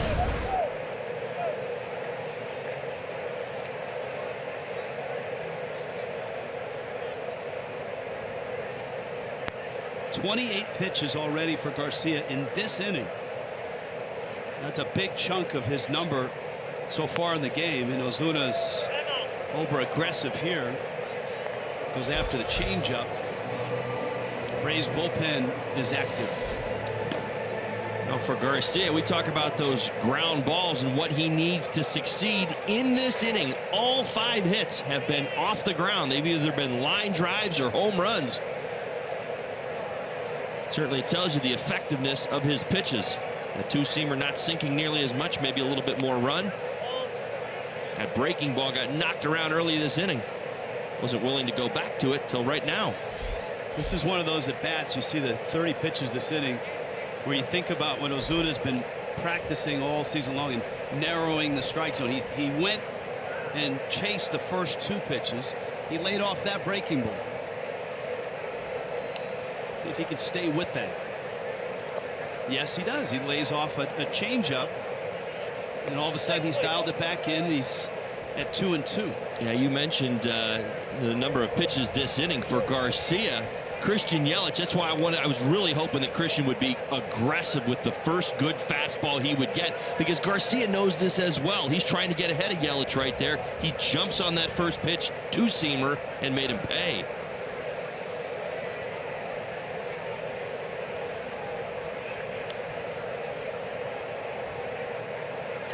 Oh, he chased. He dialed it in for 2 pitches, but couldn't lay off that changeup. Big hits. Tyler Moore's 2-run homer. That started things. And Christian Yelich knocked in 2 with a double.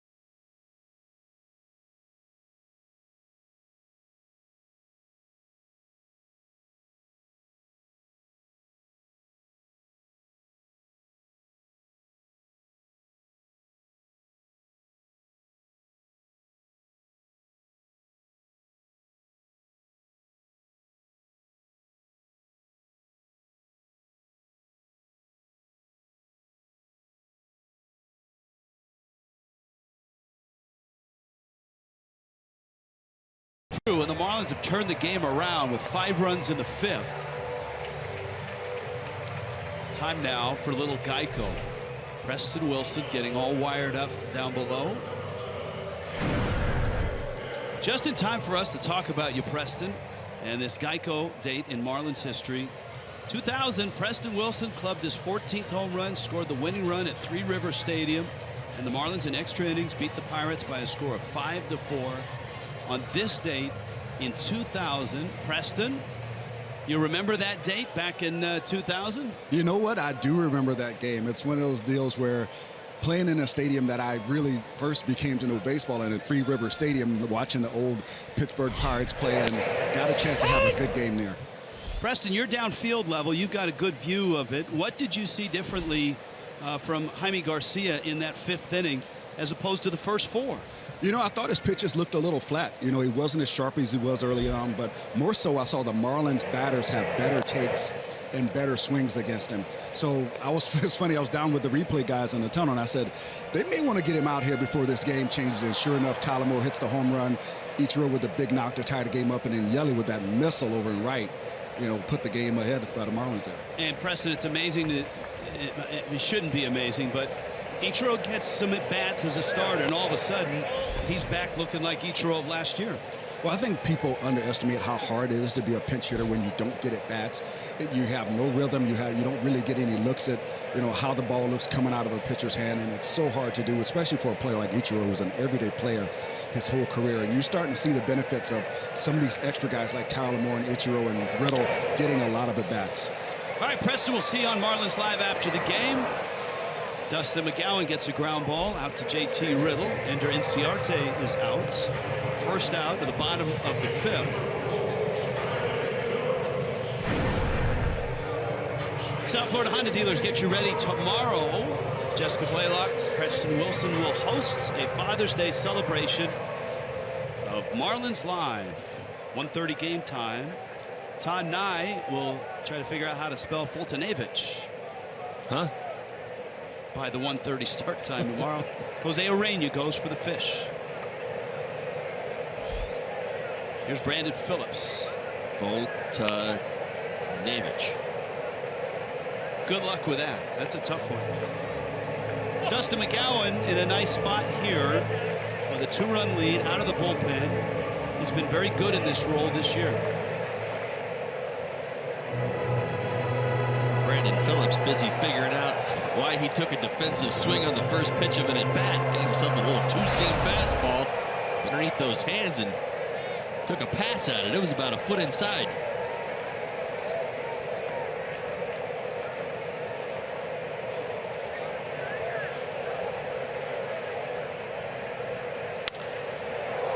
Right field, down the line, and fading, and foul. Not much foul territory from the cut of the stands into the corner. Stanton disappeared, and so did the baseball. I'm having a hard time figuring out like how the wind, you know, the storms are kind of brewing around here, and you know, you talked about that baseball fading towards the line. You look out towards the flags right now, and they're blowing hard to right field. But hard to tell with that huge scoreboard in center field and also in left how much the wind affects the outfield play.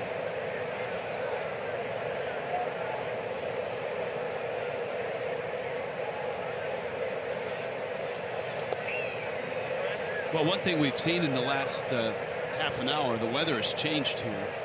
There is a lot of storm clouds in the area. Downtown Atlanta looks like it's in a lot of rain right now from our perch up here. And that's changed the wind patterns. You'll get big, all of a sudden, gusts of wind, and then it'll calm down.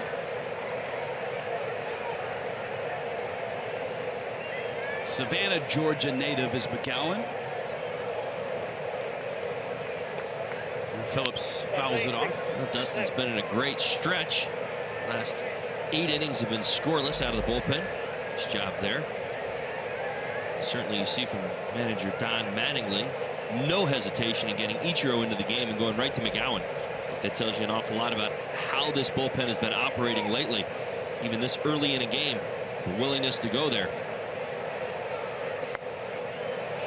McGowan finishes off Brandon Phillips.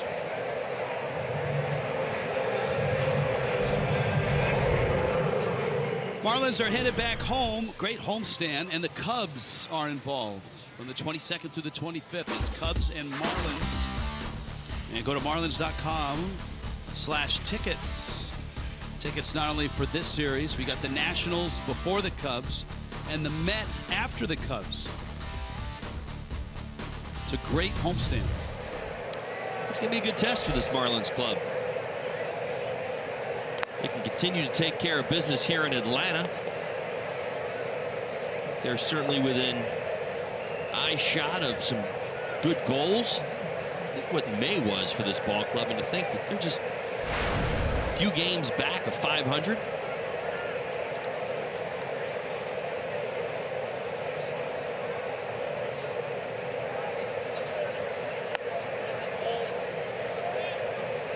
Marquez lays off that pitch. 30-35 coming into today's ball game.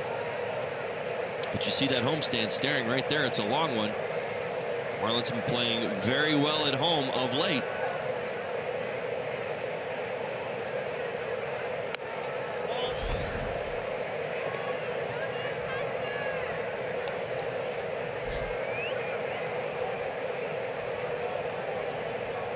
Tim Wallach on the right.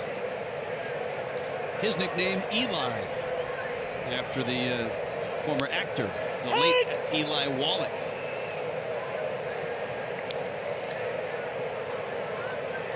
Brian Schneider. I'm guessing Schneid was probably one of his nicknames.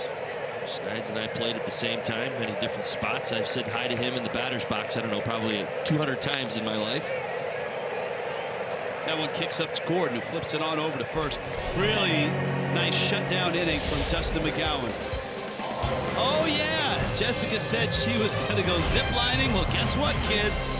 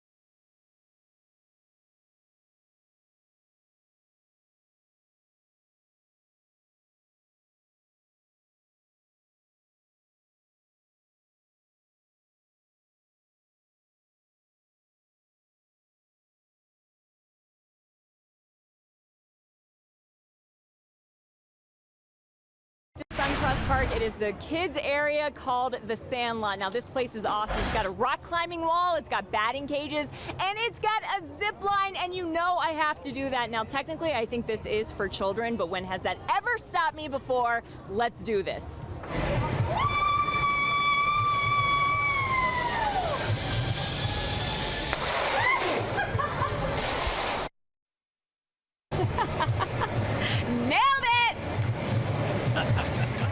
She is as adventurous as they come. And Jessica Blaylock. So what was, now that looked like a lot of fun. Very different than eating grasshoppers in Seattle, I might add, but. Very different. See, that screaming was actually, hey, I'm enjoying this, versus the screaming on the plane ride the other night when we were trying to land in Atlanta. That was the, I'm not having a good time. I'm guessing, Jess, you've just scratched the surface of this ballpark. There's another shot of you coming down on the zip line. What area have you liked aside from the zip lining? What really has caught your eye and is a spot that you would come back if you were just a fan coming to a ball game here? I definitely think that Battery area that has all of the restaurants and all of the cool things that you can do, that's right outside the ballpark. I would think about getting here earlier, going and grabbing something to eat, going and grabbing a drink before heading into the game. I think it's cool that the Braves do their pre- and post-game show out there. That's a cool area. Isn't there some indoor skydiving, I believe, out that way? There is indoor skydiving. Now, it's not in the area that surrounds SunTrust Park. It's a little bit further away. I wanted to do that as well. I would definitely go back to the kids area and do the rock climbing wall. I didn't have a chance to do that. I have a feeling I would spend a lot of time in the kids area, if we're being honest. Well, that's all right. I mean, we're all kids at heart. That's what baseball is about. That's what I kind of still am. That's what coming to a baseball game is all about. Plus, I like to see the looks on the kids' faces when I skip in front of them in the line. Like last year in Milwaukee, when I cut in front of the kids to go down the slide, and they were not pleased. That was not one of your best moments. No, it wasn't. I don't know if I'm welcome back yet to Milwaukee. I have to clear it with the 4- and 5-year-olds. All right, Jess, keep up the good work. Thanks. And stay tuned. We'll find out where she appears next at SunTrust Park. JT Realmuto, Marlins have done it, as Preston pointed out, and you've been talking about too, have done a much better job of laying off a lot of the Garcia off-speed stuff. And Realmuto's at bat an example of that. He's 3-2 now. Yeah, he hasn't changed his sequencing. I mean, again, trying to get ahead with the fastball, the little two-seamer that he throws, even the cut fastball, and then using the secondary pitches. Went right back to it right there. Good changeup. 81 miles an hour from Garcia. Go back to the last inning. He was still in that pattern, and Marlins hitters were absolutely picking up on that as the at-bats were starting to develop. They were like, all right, listen, we don't have to pay too much attention. He's throwing his secondary pitches for balls. Look at this. See, it's down in the zone. If we lay off, maybe get ourselves some fastballs to hit up in the zone. A couple of hanging breaking balls, a couple of first pitch fastballs, and next thing you know, the Marlins are on top. 6 strikeouts and a walk for Garcia. And here is Moore.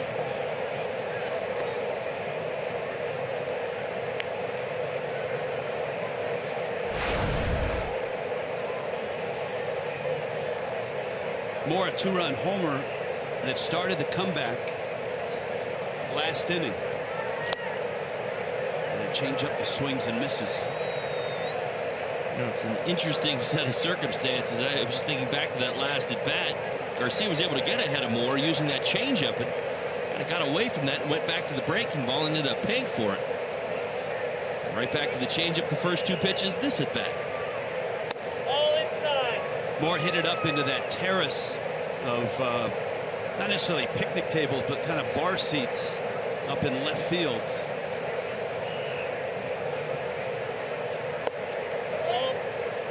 Takes down low. There's the breaking ball. Watch where this one ends up.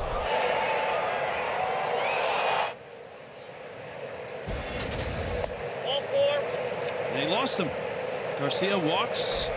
Tyler Moore, a 1-out walk. And here comes JT Riddle. Unlimited baseball break brought to you by T-Mobile. Aaron Judge, Yankee rookie home runs. There you go. Judge climbing up the ladder. Joe DiMaggio, 29 back in 1936. The pride of Fresno State. Aaron Judge. Rich, we're in June. You look at those numbers. Those were season totals except for Judge. That young man has got a few things figured out already. Power to all fields. I think the interesting thing looking at Judge and his career numbers coming up in the minor leagues, he got through the Yankee system pretty quickly. Arrived out of Fresno State in 2014.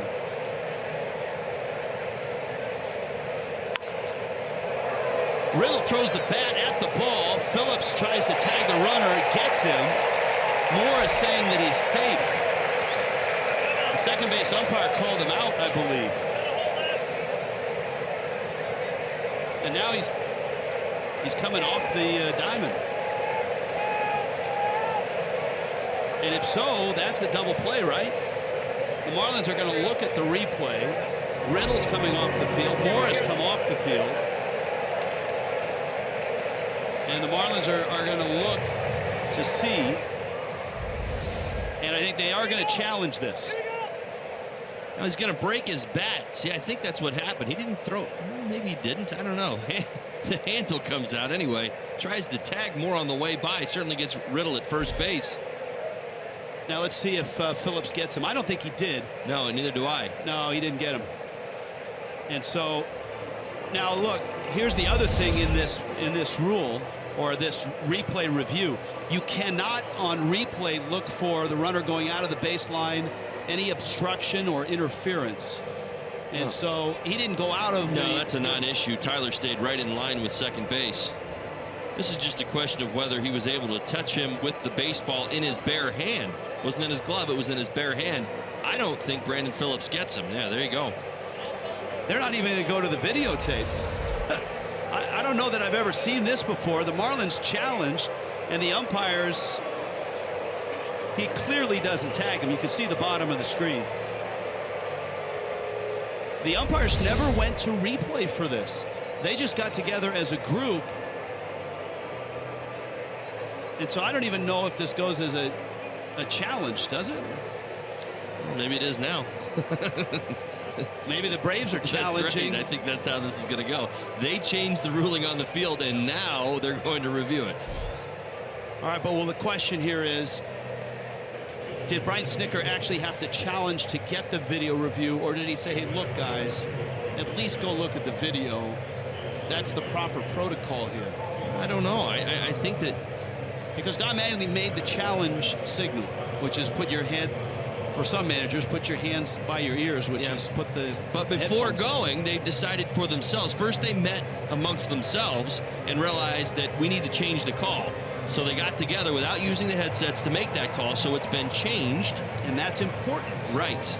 Because I think it puts it on the Braves to actually force the challenge. And it puts it on New York to have to find complete and conclusive evidence that there would have been a tag, right? So the overturning portion is the reason that the umpires got together first and made the call. So maybe the call is overturned. No, it's not overturned, actually, because remember, they called him safe. Right, they changed their call. I think Snitker was just making his way out to the mound to make a pitching change anyway. Oh, yeah, why don't you go over there and review while you're at it? But Atlanta does lose a challenge. Miami leads the game 5-3.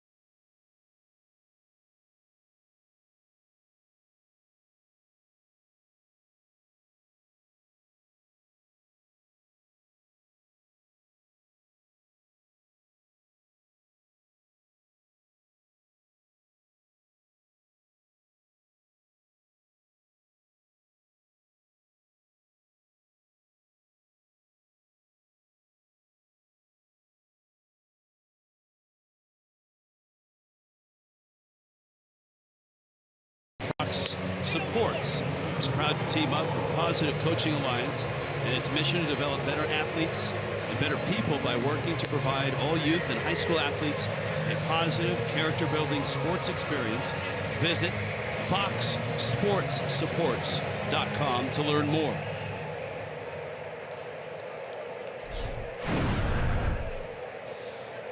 Jason Hirsch into the ballgame. Just recently recalled on Sunday from AAA. Gwinnett. Fastball slider change. Has a good arm. You'll see 94, 95 miles an hour out of his hand. Had a fastball up. Speaking of miles per hour and pitches out of the hand. Remember, if you were with us last night, some of the radar readings were way off the charts, especially for Sean Newcomb and Sam Freeman of the Braves. Pitches up and in. They were registering triple digits, 102 miles an hour at one point for Freeman. As it turns out, it was too good to be true. The radar system that they had or were using last night was misreading left-handers' fastballs and giving them an extra 6-7 miles an hour. Cologne fouls that back. It's a new ballpark, so you got new radar and all that. And Justin Bour has just shown up on radar as being on deck. And apparently they recalibrated before last night. The lefties were getting about an extra 5-6 miles an hour on their fastball. They've gone back to the old system today. Well, I turned it into a homework assignment last night. I came in telling everybody. I had concluded that Freeman and Newcomb were the ones. They were the ones that their numbers were being messed up, but it was the lefties.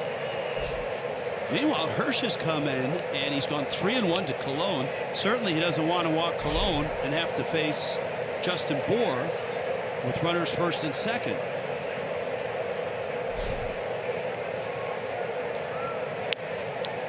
That fastball is up. Now a lefty is up in the Braves pen. Whether he's ready or not, I'm not sure.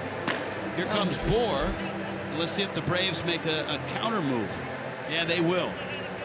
But that's all right. Bour's been eating lefties alive as well as righties. Hirsch comes in and throws 5 pitches, 4 of them miss, and he'll get a shower. Bour will go swing the bat a little bit more. Miami up 5-3 with 2 on and 2 out in the 6th.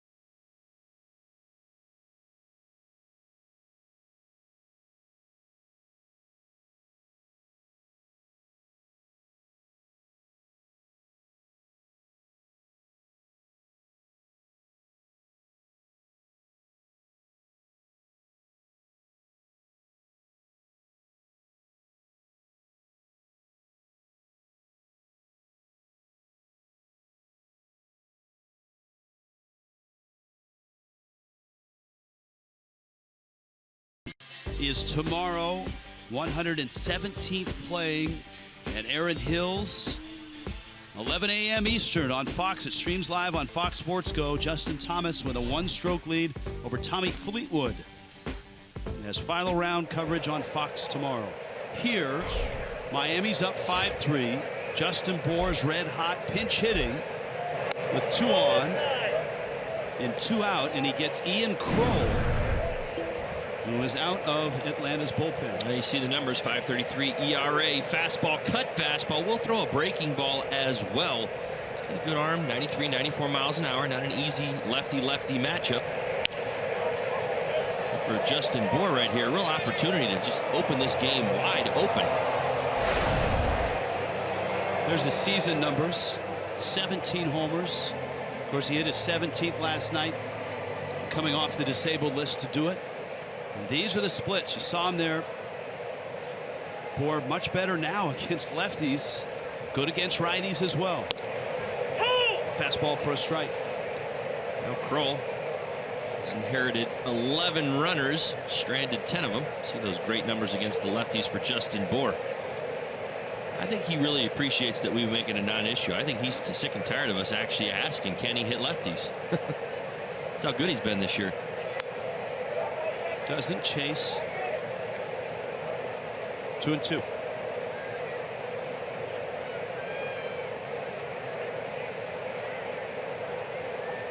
Note Votto and Bour, the two lefty bats on that list. Right.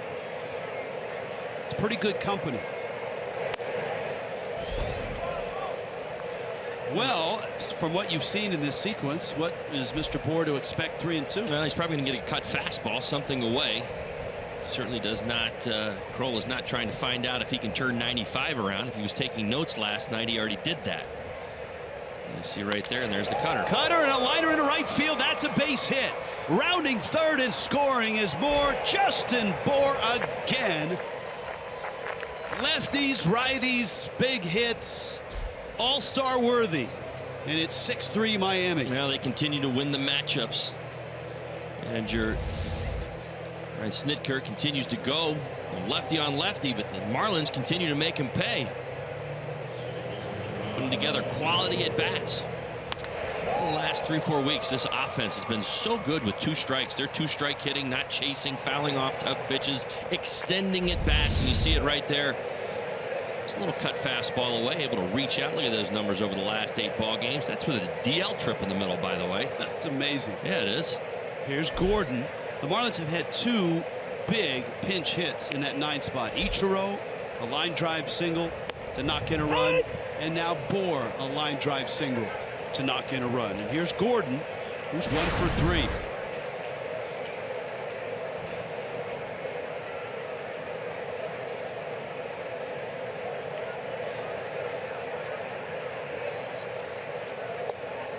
There's 3 little things that happened in this game that have helped Miami, and the Marlins have taken advantage of all 3 of them.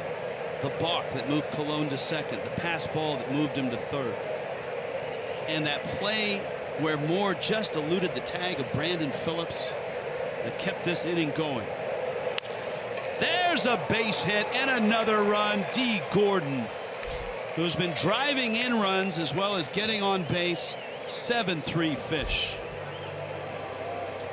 Well, this offense continues to impress. This offense continues to roll. We're thinking about the heroes yesterday and all the lefties. The Braves marched out there. D. Gordon, Justin Bour, Christian Yelich. Well, how about the heroes today? Same cast of characters. D. Gordon, Justin Bour, Christian Yelich, all big hits in this one. Giancarlo Stanton against Kroll now. Bour's at second, Gordon at first. Stanton takes a fastball in.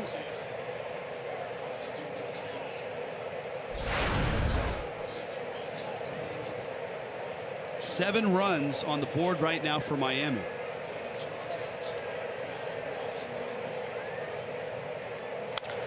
Stanton hits a high fly ball to center. Swirling wind brings Inciarte in and over, and he makes the catch. But the Fish add 2 more and lead it 7-3.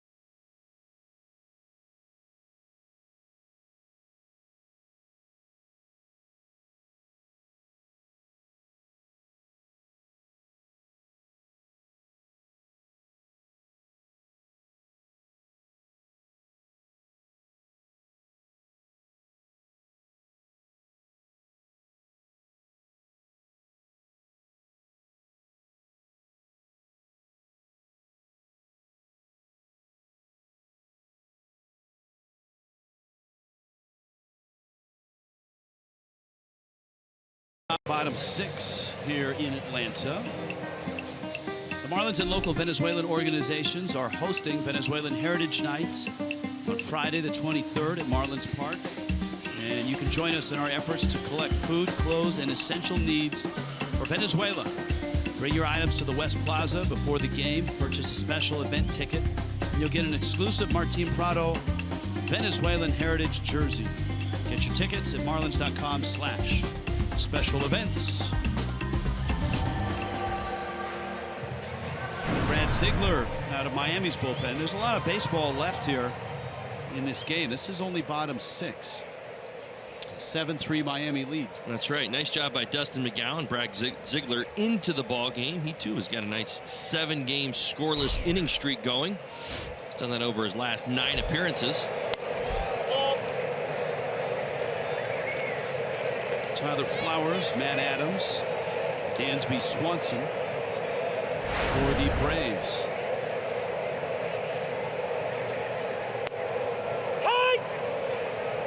That's the fastball that Flowers is so good at capturing and preserving or bringing it up at the knees that the Marlins were barking about early in the game. You're telling me there's a little payback right there? No, just a irony.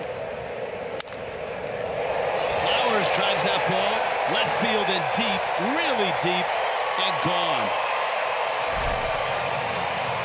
His 5th, and the Braves inch closer.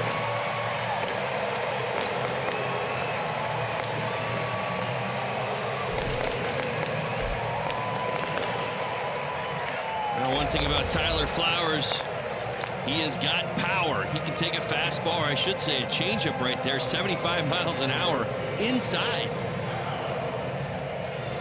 Just barreled it up right there, able to turn it around.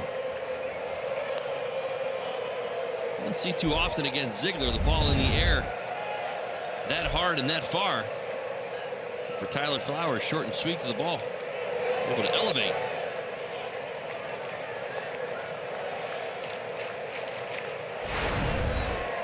Adams RBI double, 2-run homer. Both those at bats against Jeff Locke.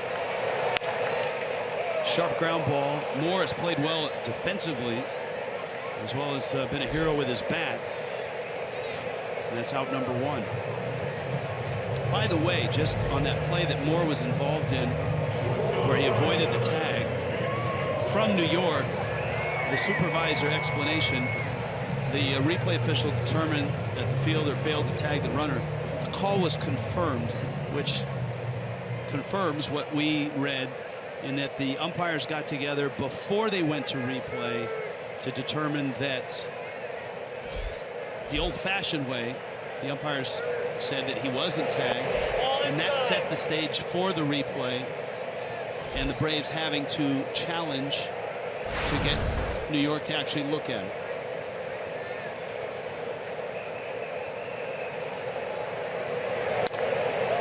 There's a liner into left. So 3 balls hit hard. The home run, the shot to first, and Swanson's single.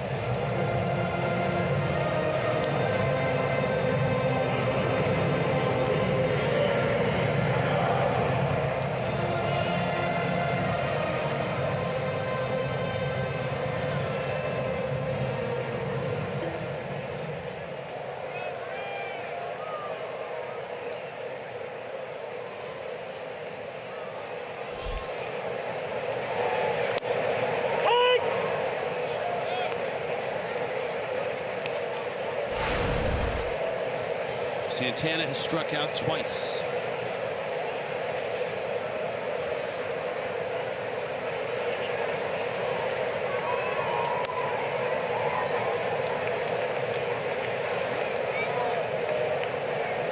Ziegler would love to get a ground ball right here and get out of this 6th inning.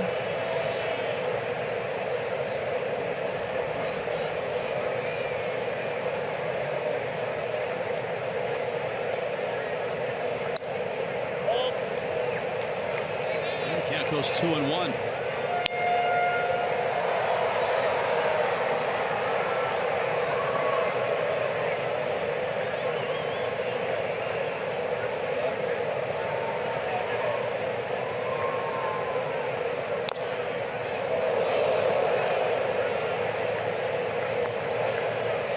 Evens the count 2-2.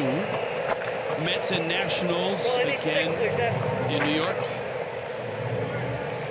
Remember, the Nationals won yesterday, helped the Marlins get into second place. And they're beating the Mets again 4-2 in the 7th. That Mets ball club just can't seem to get online.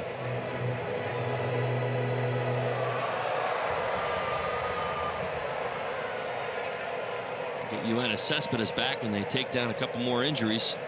Neil Walker went to the disabled list. Lake Worth's Trey Turner, his 7th homer. Breaking blast line into center field. And Ziegler is not fooling anybody right now. All 4 balls have been hit on a line. Well, it's not about velocity with Ziegler. It's about depth and movement at home plate. And right now, he just doesn't have it. That ball's kind of backing up as it gets to home. Think how these balls have been hit. We talked about it even against Garcia. Ziegler's very similar. Sometimes the ball is hit hard and it gets through the infield, but it's on the ground. But in this instance, and in these instances, you're seeing these balls that are being backed up, meaning hitters are able to get underneath and put these balls in the air, line them into the outfield. Obviously, you saw the long home run from Flowers.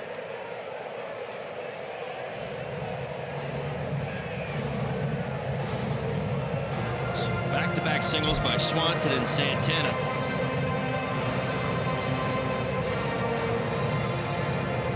And the tying run to the plate here in the bottom of the 6th.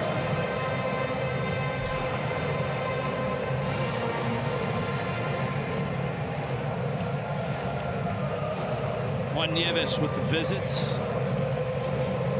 Well, Johan Camargo in the 8th spot. And real danger on deck. Matt Kemp, who does have a sore hamstring, is in the on-deck circle.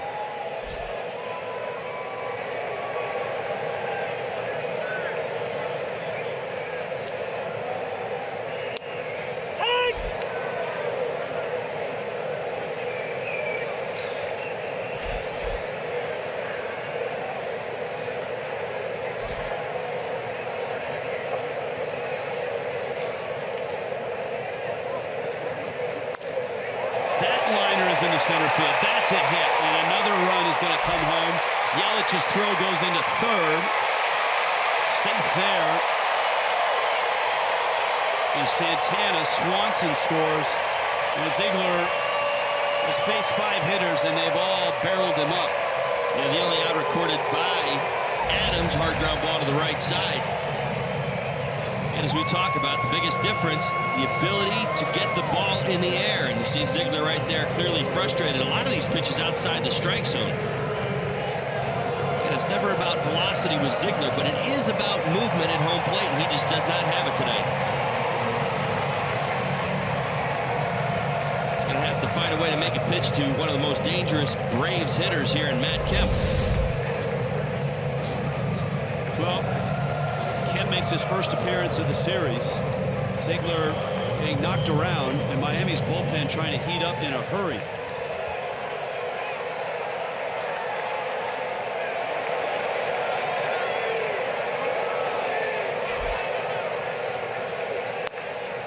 And the breaking ball misses out.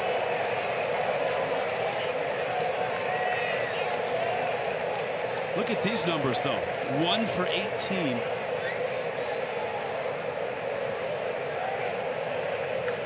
Braves will cut it to 2. They got a runner 90 feet away. Liner to right. Stanton is there. Makes the catch. Runner tags. Coming home. Stanton's throw is offline, but the runner holds and goes back to third. That one was hit hard. Stanton had a good release on it. Here's another look. Now Matt Kemp does a nice job staying inside the baseball. That's how you try to elevate on a sinker baller.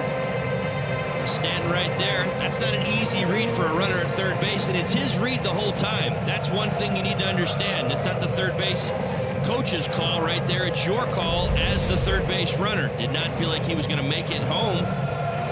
We see in hindsight, yeah, that throw was a little offline. He probably would have been safe, but didn't believe that he was going to be able to beat the throw from Stanton. And Don Mattingly has seen enough with Ziegler. You've got Inciarte coming up in the lefty. Harlan Garcia's coming in.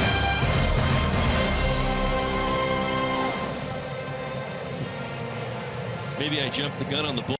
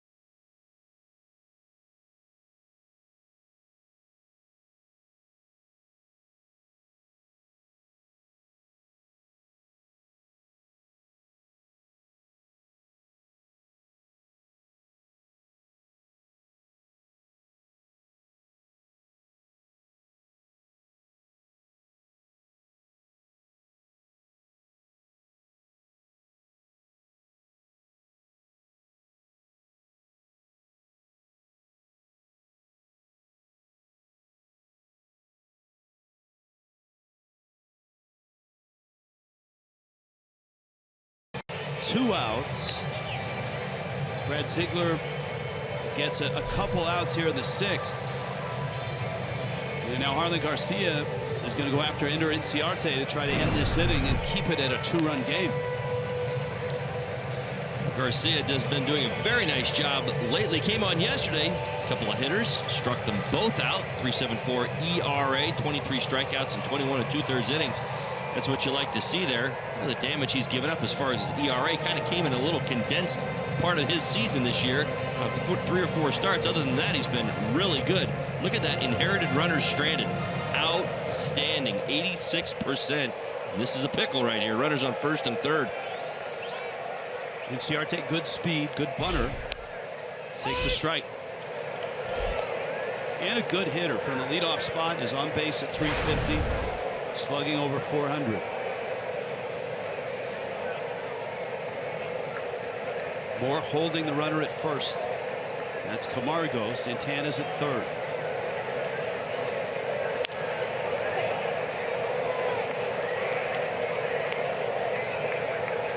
Oh, 2. Two more sliders. So well, how come Garcia didn't register with the gun yesterday? Because he came in about 9 pitches, 8 sliders yesterday. So far today, he's thrown 2 to Inciarte. One really good, one okay. Certainly served its purpose in getting ahead of Inciarte.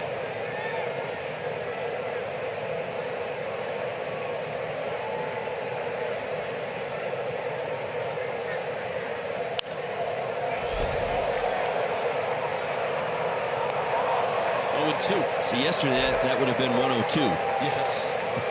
And we would have been like, what? Nice job right there. 95 miles an hour. Good to see on the third pitch of the sequence after a couple of slow sliders. 0-2 pitch. Got him to roll over. It's going to be a tough play. Gordon bare hands, and he makes the play. Oh, my. Terrific play by the Gold Glover D. Gordon, who dances off the diamond. And Garcia, with a little help from Flash, escapes.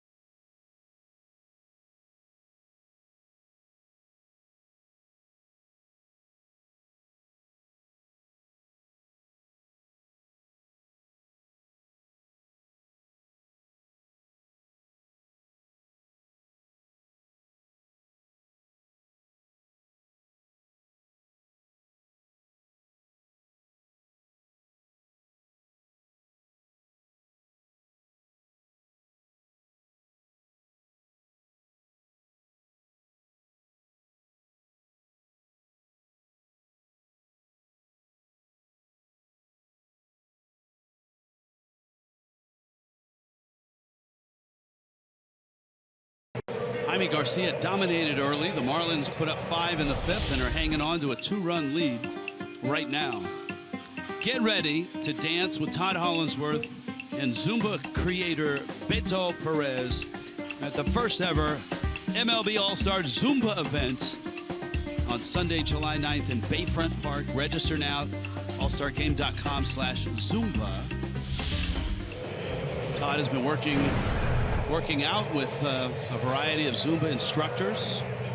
Preparation for this big event. Some of the best shape you've been in a long time. Absolutely the truth. Jose Ramirez, reliever number 3 for the Braves. This is a Yelich Ozuna Real Muto inning in the 7th. 9 hits apiece. 7-5 Miami leads it. Jose Ramirez has a very good arm. Going to see a lot of velocity. 97, 98 miles an hour. Slider and changeup to go along with it. There's your slider. Yelich had an enormous hit, a 2-run double in that 5-run 5th inning.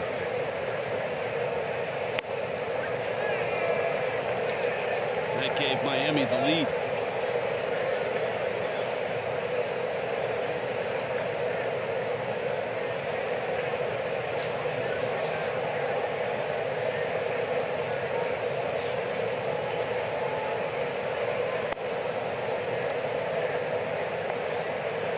Jaime Garcia, who started for Atlanta, looked just untouchable in this game. 5 2/3. He ended up giving up 6 runs.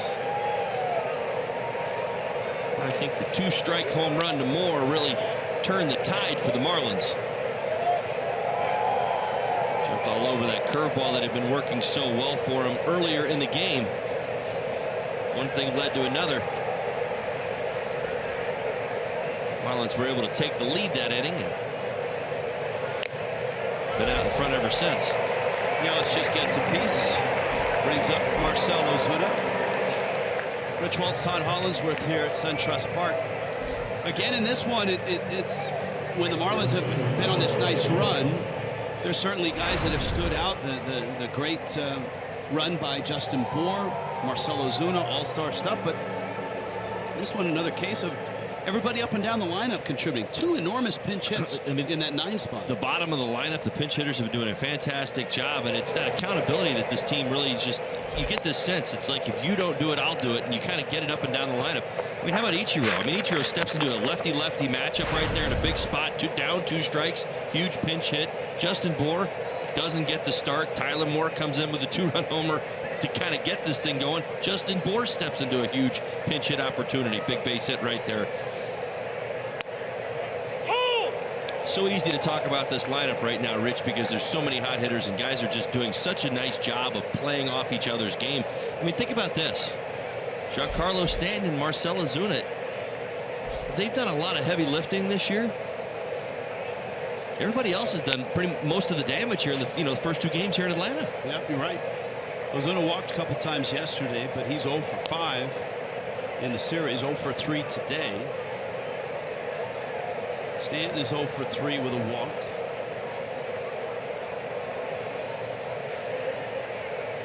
And you're right about Ramirez. He does have a live arm. Real Muto's on deck.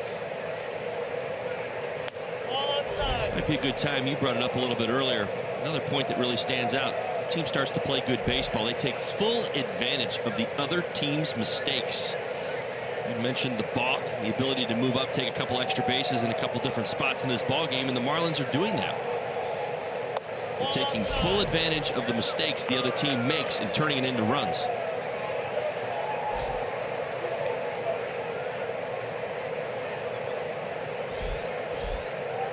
There's your box score.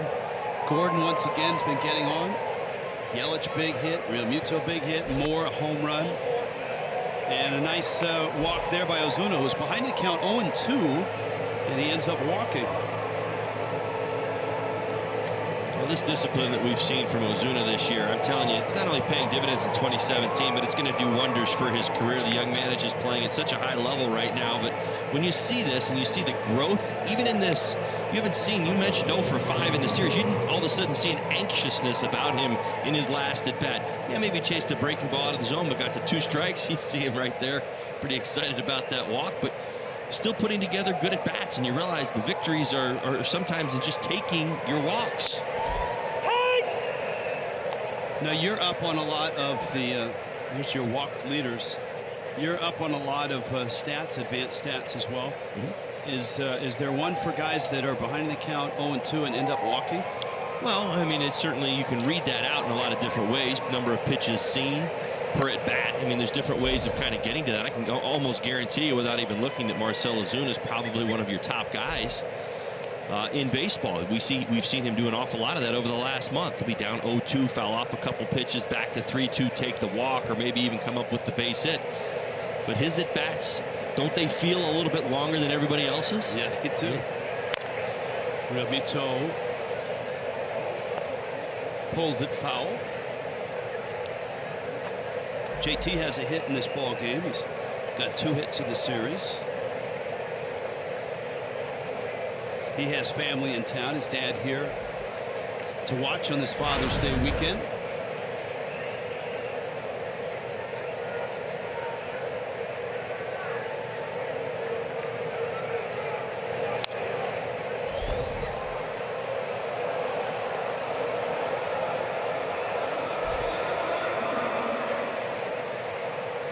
Don Mattingly and the Fish trying to win their 4th straight game. They've only done that once this year.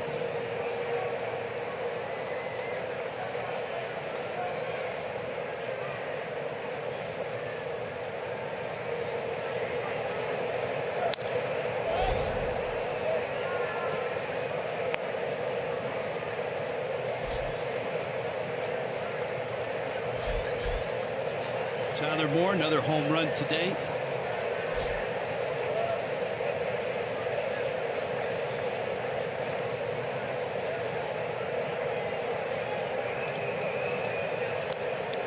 Marlins have had to use their bench. There's Bearclaw in the bullpen. Pinch hit singles by Ichiro and Justin Bour in the 9th spot. Both drove in key runs. And Realmuto swings through it.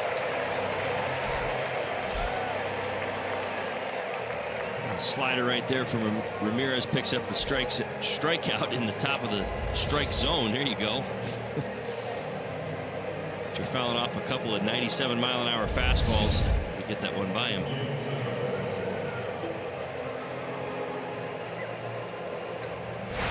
I gave you that number earlier. When Tyler Moore has started since Justin Bour went on the disabled list, and we're going to count this game as well, even though Bour is off the DL, but it is a start.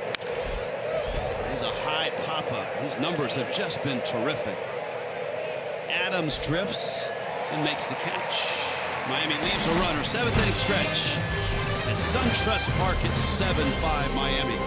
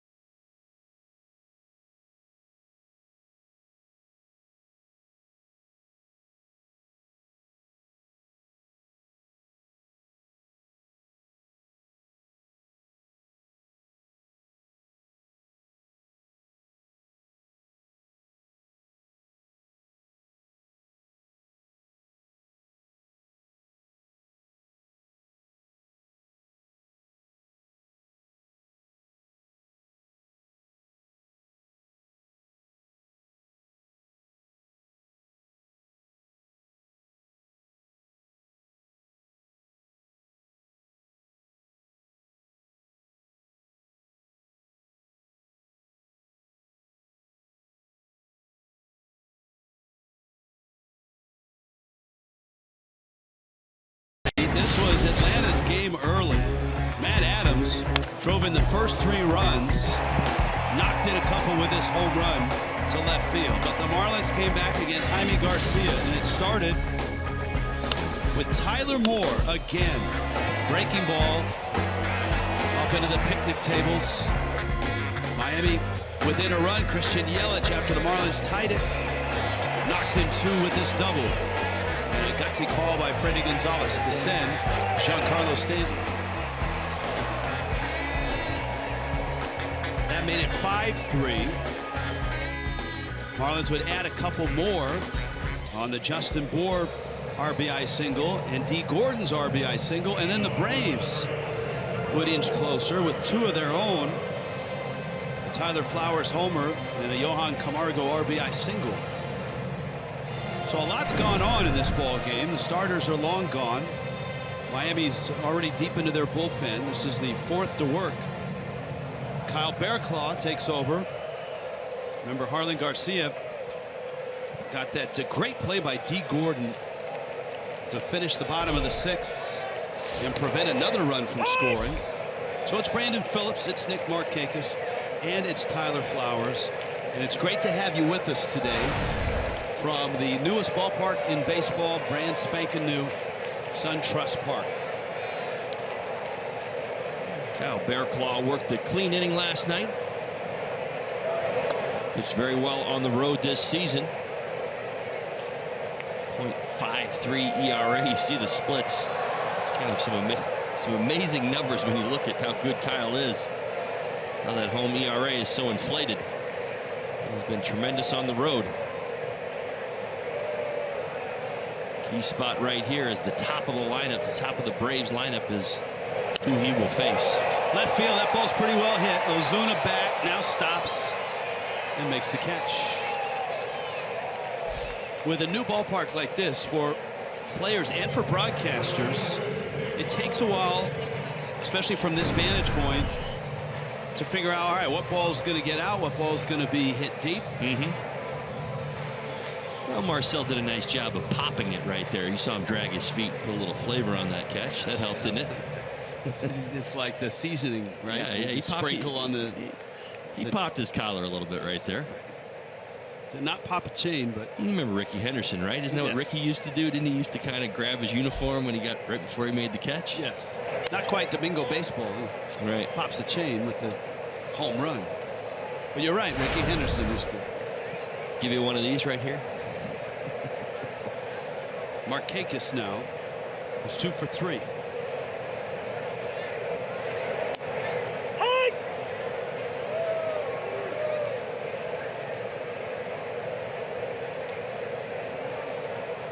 Couple singles. Flowers and Adams have homered for the Braves in the 4 and the 5 spot.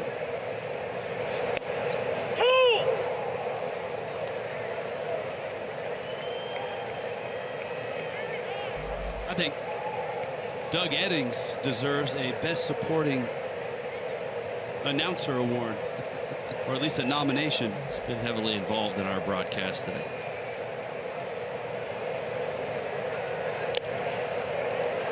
And down goes Markakis. Bearclaw looking sharp. Sure is. Pitches down in the zone, climbs the ladder right there at 94 miles an hour, able to pick up the strikeout. Remember how he was working right there, climbs up, throws it at the level of his hands. When he is on, he adds a lot of depth to Miami's bullpen. Well, would you agree if I said not just on, but efficient? I look at Bearclaw and think efficiency is always such a tell on where he's at, because I always believe he's got the ability to get anybody out because his slider's so devastating. And sometimes we've seen that this year. The pitch count will start racing up, but he'll get himself out of that trouble. When he's at his best is when that pitch count is still in that 10 to 15 to 17 range, and he's still dominating hitters the way that he does. And I think we've seen that here of late. I'll buy that. Yeah. Santa Clara, California's home. St. Mary's University. It's where he played his college ball. And a staunch Golden State Warriors fan. So quite pleased.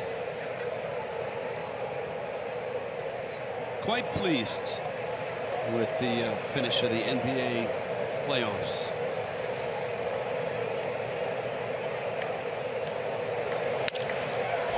Flowers to center. Yelich went back. Now he comes charging in, and it falls for a hit. And remember what I just said about new ballpark and reading it off the bat and not knowing how the ball flies for everybody. And I think that's a good example right there. Just a tough, I don't know if we call it a misread. Yelich definitely broke back 2 hard steps. That has everything in his power to make up that ground, just unable to do it right there. Been there and done it. Something about it. Maybe it's the big swing from Flowers. You see the frustration right away. And I don't think this is the wind playing tricks on the ball. The wind has very much died down inside the stadium. You just saw a big swing. Thought there would be a little bit more underneath that baseball. Adams now, and he's been the main drive to this Braves offensive engine today. 2-run lead for Miami, bottom 7. Bear Claw has 2 outs. You'd like to see Kyle in this spot. Why not? He's been outstanding against left-handed batters this year. 167. It's the batting average against him for left-handed hitters. And Matt Adams has had a nice day, but Kyle Bear Claw's had a nice season.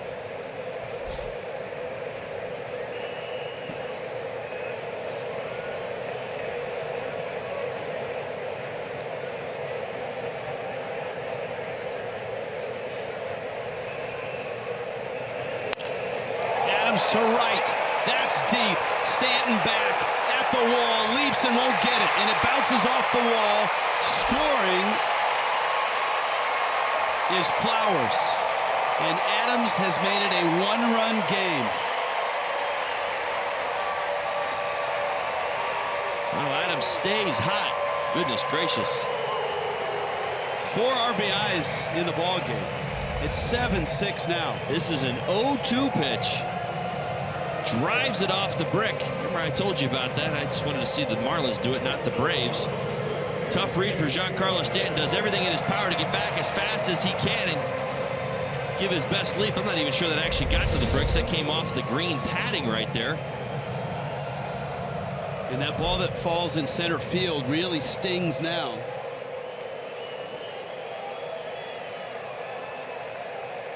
Here is Swanson, who is 1 for 2.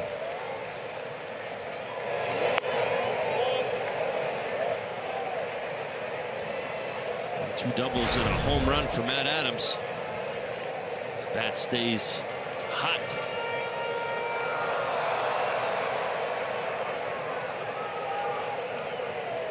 It's the 3rd time Adams has had 4 RBIs in a game this year. Swanson to right. Stanton takes a look and is there and makes the catch. But the Braves get 1 more run. And Miami's lead is down to 1. It is 7-6.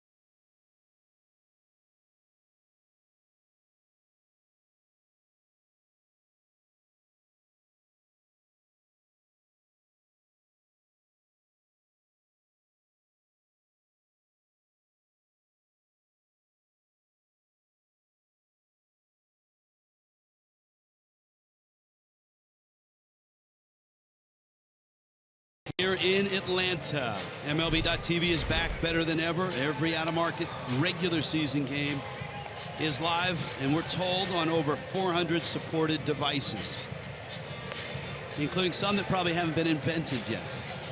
Free subscription to At-Bat Premium is the #1 app for live baseball. Blackout, other restrictions apply.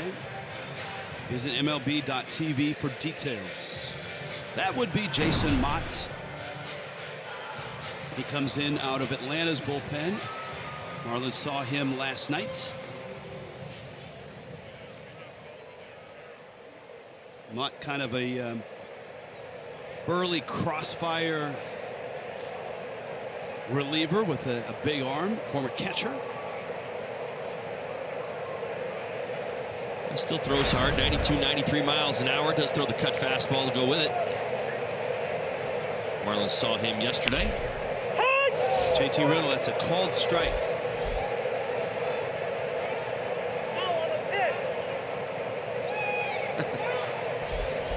And you can hear Doug Edding say that was on the pitch. Yeah. David Phelps in Miami's bullpen.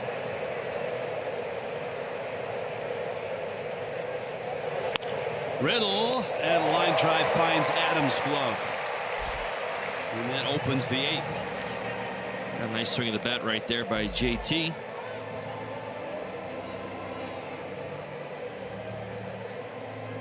One out. Here comes Christian Colon.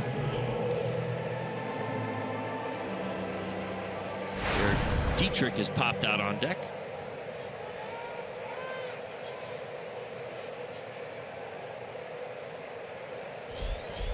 Colon, a line drive single back in the 5th. He's also walked. Lifts that one to right.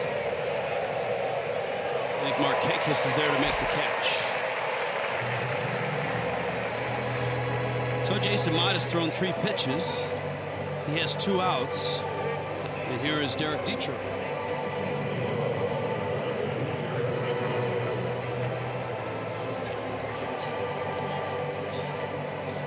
Dietrich, former Georgia Tech shortstop, always enjoys coming here to Atlanta. And he gets his first at bat at this ballpark.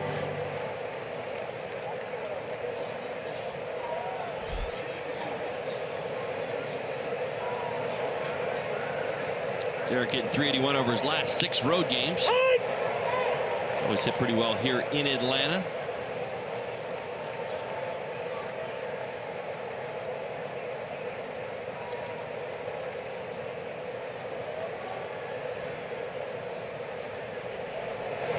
Dietrich has fond memories of Turner Field when it comes to hitting, but not so fond when it comes to being hit. Remember, he was hit in the dugout by a line drive that bounced off the wall, hit him in the back of the head. Of course, he's been hit by a pitch in just about every ballpark he's played in.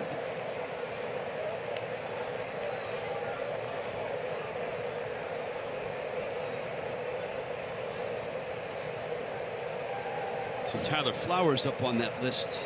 He's got some work to do to get into first.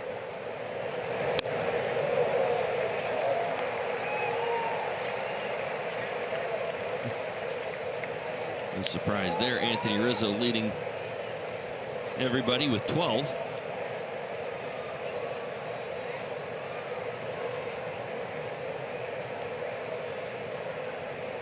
Two balls, 2 strikes. A little bit of a quick motion there by Mott. Yeah, he's savvy, vet, knows how to quick pitch. You'll see him do that occasionally. Sort of the timing of the hitter off. It's kind of interesting as guys have been around for a while, they start to add tricks to the game. That's how they survive. A little quick pitch, a little arm angle.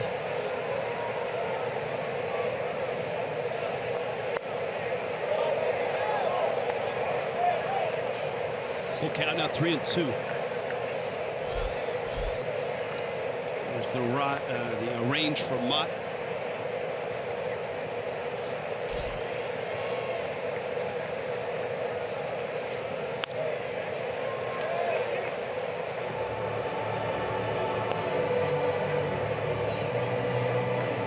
going to have been a wild ride here. Jaime Garcia started, was dominant for 4 innings. Miami was trailing 3-0. Then all of a sudden, everything turned around.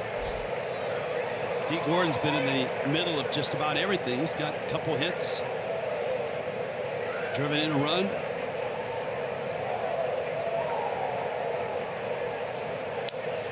Ouch. That hurts. That wasn't one Dietrich was planning on taking. And not on the 3-2 pitch right there. Mott comes up and in hard. Caught him on the back elbow, I believe. Took another look at it. Yeah, it sure did. Yeah, the pad on the right elbow cleared as he started his swing, and it exposed that back elbow, much like the Stanton hit by pitch on the wrist in Pittsburgh.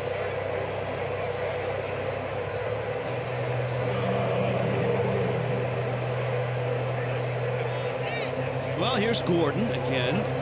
2 more hits in this one. He had 3 last night. All 3 pinch hitters have been on base. The 2 hits by Bohr and Ichiro, and now Dietrich getting hit by a pitch. Gordon hits a slow tapper out towards second. Phillips on to first. Got him by a whisker, but he got him. Miami trying to protect a 1-run lead in the 8th.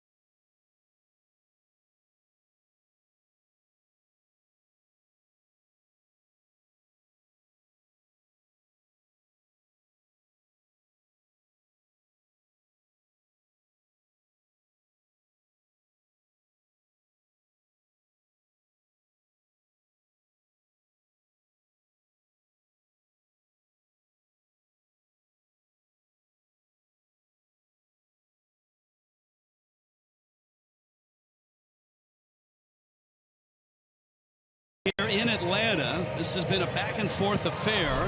David Phelps, all decked out in Father's Day garb, ready to go to work against the bottom third of the order here in the bottom of the 8th against the Braves. The Marlins have been playing terrific baseball of late, if you haven't noticed. In fact, if you go over an 18-game span, Miami has won 13 of 18. That's the best record in baseball in those 18 games, and they've got a chance here if they can protect a 1-run lead to get their 4th in a row. And you see they've climbed all the way out of the basement.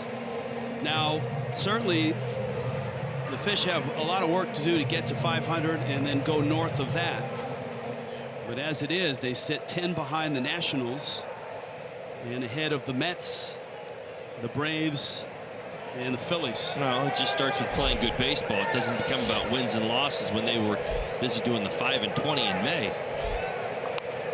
Bunt attempts is popped up by Danny Santana. What you see right now is this Marlins offense rolling most nights, scoring plenty of runs, taking a lot of pressure off the pitching. Certainly Don Mattingly getting to call a lot of the shots because the Marlins are playing out in front. These haven't been comeback victories. These have been high-scoring affairs a lot of the time with that offense really rolling. So he can go to the arms he wants in that bullpen. Phelps, a little cutter that comes back and catches the corner. I was thinking back to a pivotal spot in yesterday's ball game. Marlon Garcia was brought in.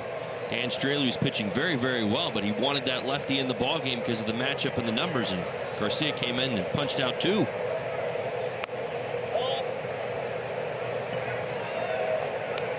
Counts 1-2. Johan Camargo is on deck.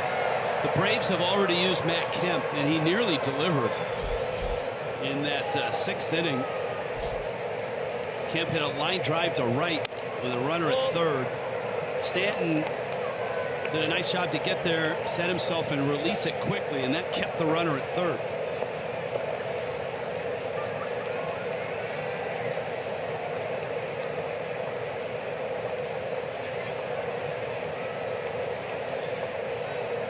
So far, the rain has stayed away from SunTrust.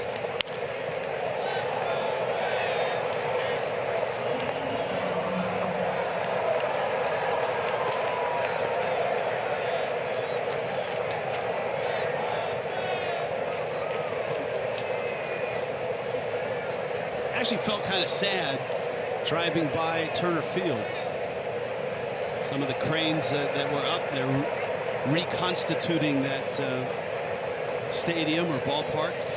Georgia State will make that home for college football. That's a base hit center field. Long at bat for Santana, and Phelps has got a runner on. Nobody out here in the 8th. Back-to-back hits for Santana after a couple of strikeouts to start his afternoon. Picks on a breaking ball. Outside part of the plate right there, and able to squeak it back up the middle.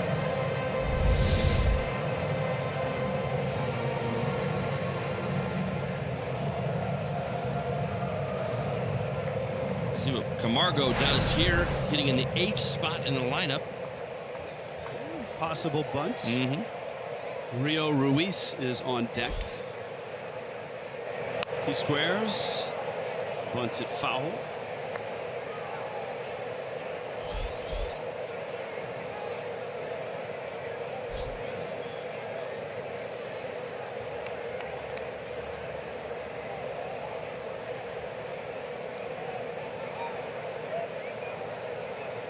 It's been a short career, though. It's been here long. Nah, D. Gordon wants to talk with David Phelps. JT Realmuto will visit. Well, you're always thinking 2 for 1. We talk about it all the time. JT Realmuto jump on that sacrifice punt, try to turn 2. You got a couple of speedy guys here, and I think D's reminder right there is don't try to get too cute by trying to, you know, steer the baseball or bend the baseball in a different way, try to line it up. You got to remember, you still got to get these guys out, and you certainly don't want to put 2 guys on.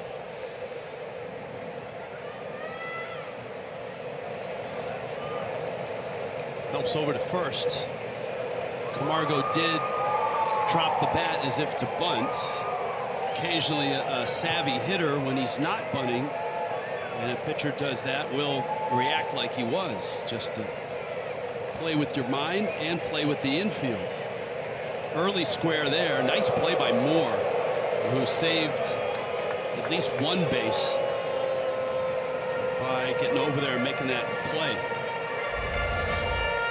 A high throw from Phelpsy right there over the runner. Nice job by Tyler, keeping that on the diamond.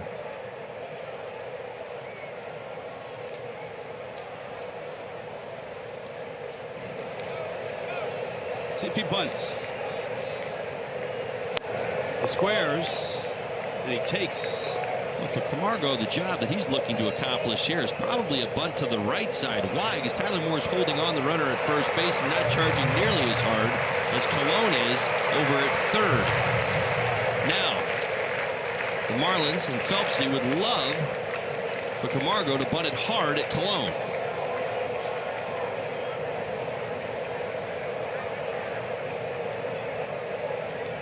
Santana chase back.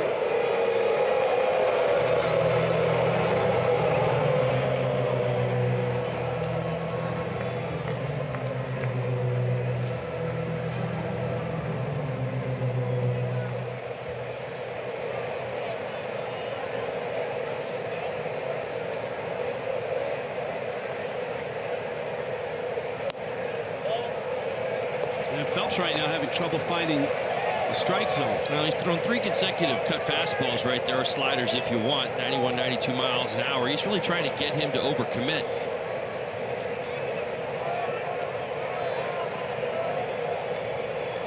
And he's just not laying it in there for him to get it down, if you will.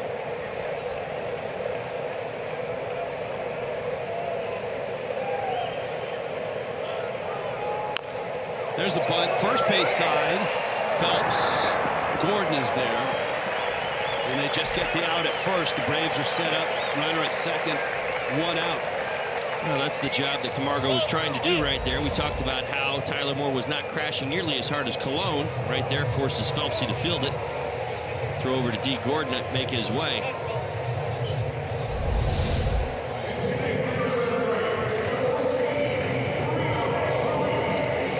Ruiz. He's going to pinch hit here. He had a big pinch hit home run, or excuse me, a pinch hit single against the Mets for the game winner. Had a 2-run homer on Tuesday. That was not a pinch hit appearance. Well, he takes a strike.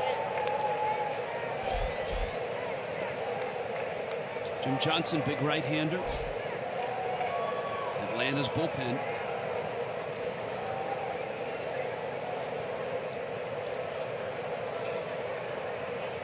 Top of the order, Ender Inciarte's on deck. There's a look at Santana, tying run. 1 out, bottom 8. Ruiz hits a chopper towards short. Riddle on to first in time. And there is the second out, and now Phelps goes after Inciarte. Now, nice job by Phelpsy right there, not giving Diaz anything to get his arms extended to. In fact, got him to chase a breaking ball off the outside corner and tap it to short. It's weak contact. See this right here? Nicely done. He's playing on the aggressiveness of the young man.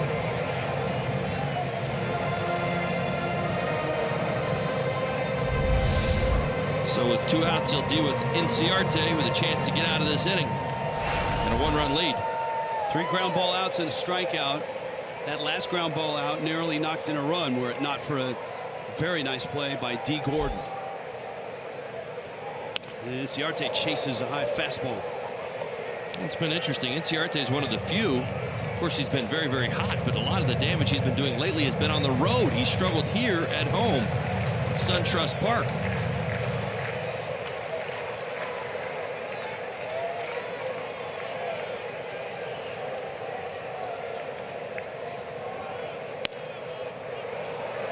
Phelps gets another strike, and it's 0-2. There's your home road splits. A lot of that 352 was done in April and early May.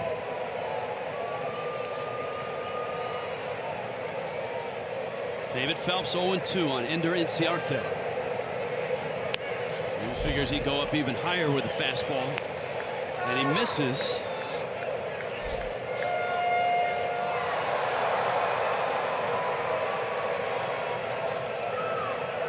One and 2, 1-run game, bottom 8, 2 outs. David Phelps trying to keep the lead.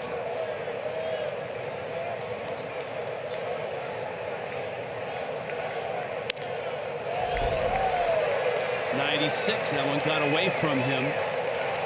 The Braves had the lead in the first 5 innings. Marlins came roaring back. Don Mattingly's ball club put up 5 in the 5th. Fish took a 7-3 lead. The Braves have inched closer. It's now a 1-run game. 2 outs, runner third, 2-2 from Phelps. And it runs in. Full count to Inciarte. Brandon Phillips is on deck.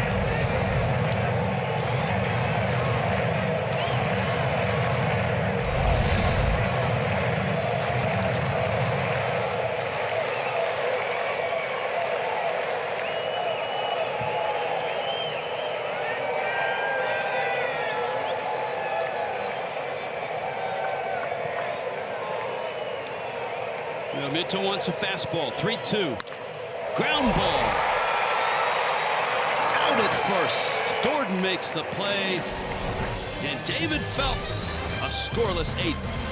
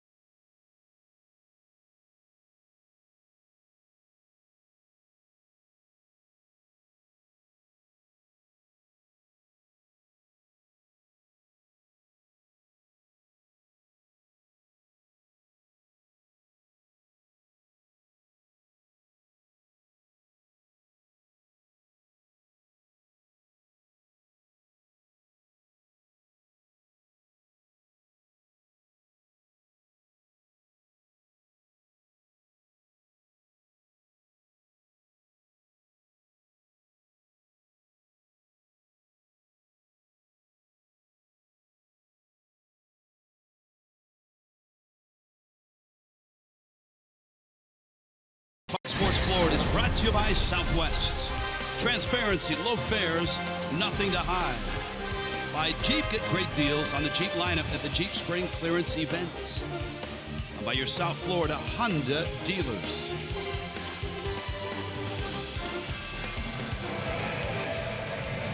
SunTrust Park, 9th inning arrives, 1-run game.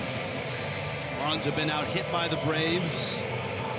But a chance to take the first 2. David Phelps escaping that bottom of the 8th. And the Braves closer is in, Jim Johnson. You see the numbers he's got this year. Kind of an unsteady season. He's blown 4 save opportunities. Obviously, he's just trying to keep it to 1 run here. Giancarlo Stanton, Christian Yelich, Marcell Ozuna. Big bats up against Johnson.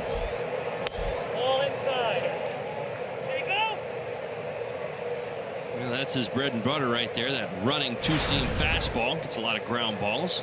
A little over 2-1. Ground balls to fly balls. 93, 94 miles an hour. We'll throw a sharp breaking ball along with it. Occasional changeup.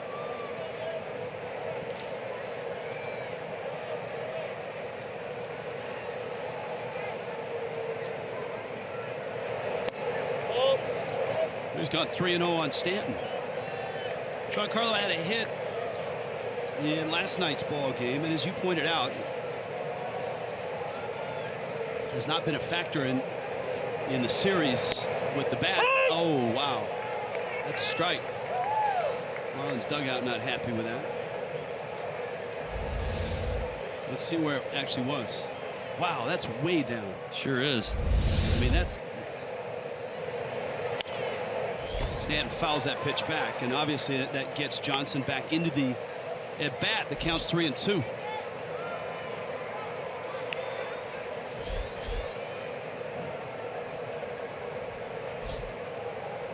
Well, obviously the Marlins would love to add on a run right here. Breaking ball, foul back.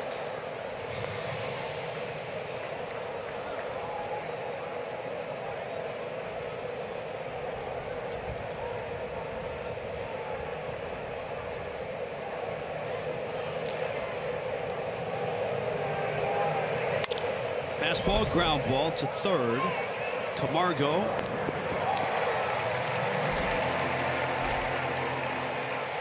And there's 1 out.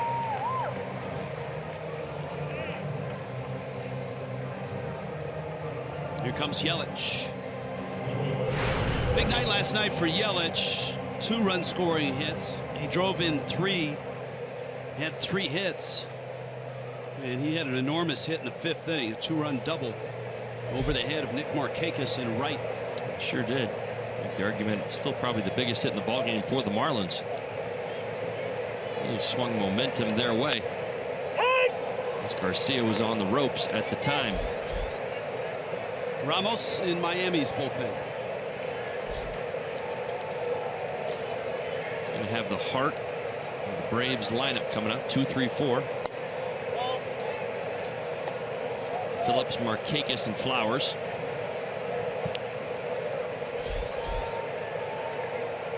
You can see the numbers that they've put up today.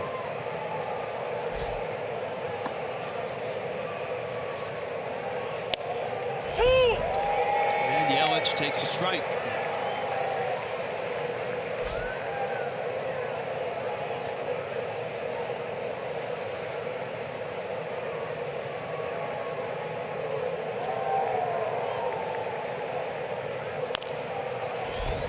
Johnson got a save in his last appearance, his 13th save, but he gave up 2 hits and a run.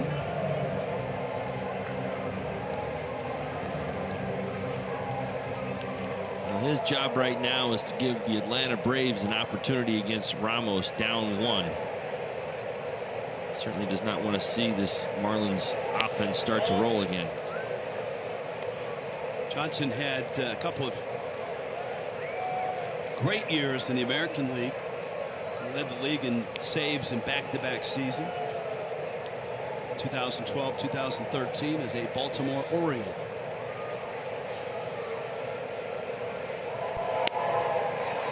And a fastball finishes off the Yelich at bat.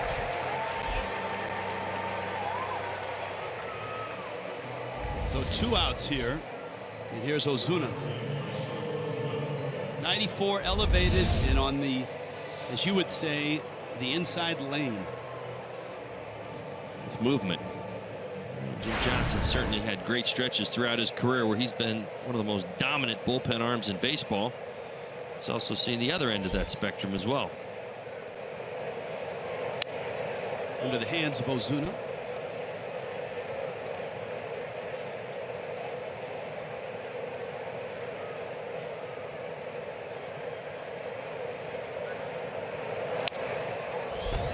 Good rip there.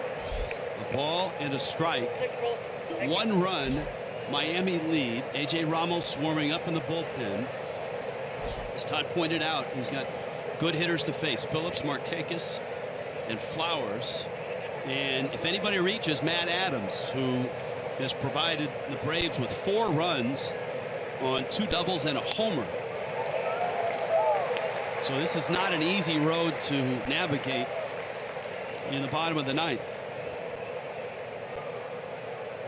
AJ's been good. In fact, perfect save situations this year.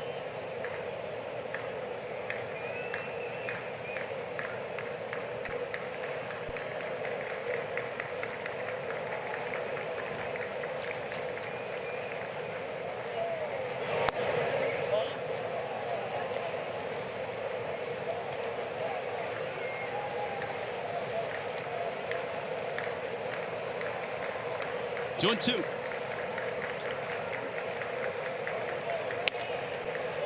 And Ozuna, again, one of those at-bats where he falls behind and now dials back in that strike zone, and he's run it to 3 and 2. His strike zone recognition has just been absolutely fantastic over the last 40 games or so. Well, that one he didn't recognize. That was a nasty breaking ball for a strike. Didn't see it in the at-bat. 1, 2, 3 go the fish. AJ Ramos in for the save. It's 7-6.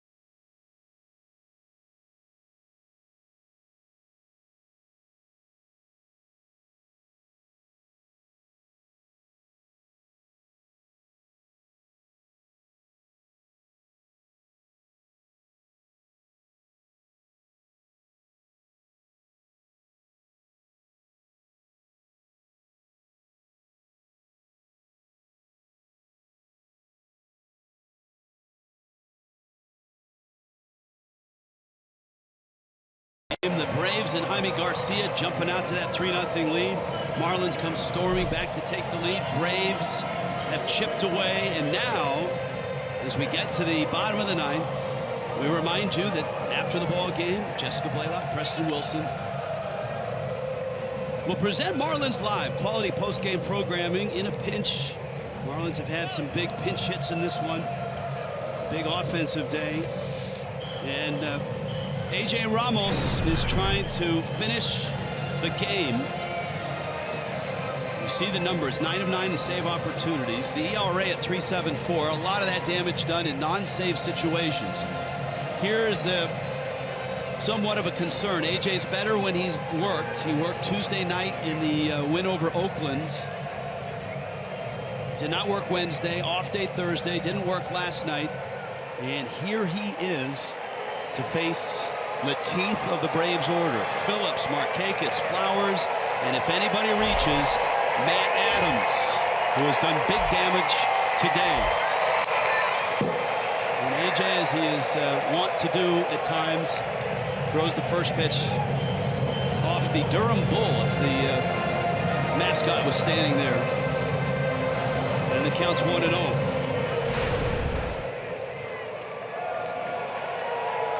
Well, as you mentioned, more is better for A.J. Pitching in 2 days of rest or fewer has a .71 ERA. Now 3+ days rest, as we mentioned. ERA of 8.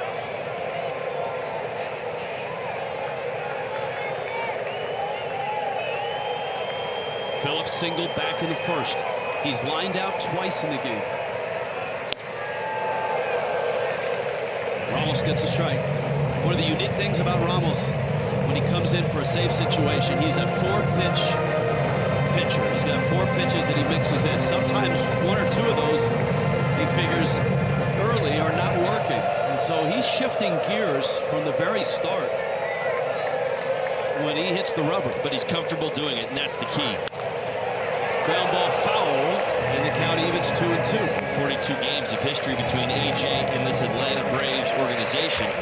It's a lot of history. 43 innings, got a 1.88 ERA. See the numbers over his career.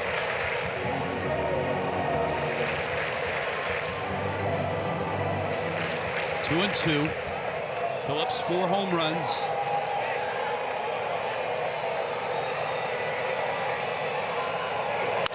Breaking ball, lined left center and deep. And it is off the wall. Ozuna has it, fires to second, and Phillips is in with a double. A few feet from a tie game. Now this is a breaking ball that doesn't get down. Look where it starts, look where it stays. At the thighs, Brandon Phillips all over it, drives it off the left field wall, just misses a home run right here. Marcell Ozuna, good throw to get it back in. Maybe they had a shot at Brandon Phillips at second base, but obviously not right there. Well, you got Markakis now, professional hitter, and you know he's going to try to knock one to the right side, either knock the run in or push the runner to third. He's 2 for 4. This pretty much assures Matt Adams of an at-bat. He was due up 4th in the inning.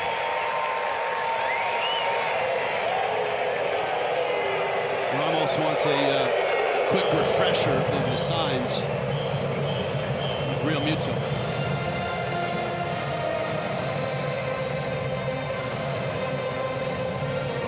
A.J. does not mind the pressure of these situations. He embraces them. He's still going to stick to his sequencing. He's still going to throw his breaking ball.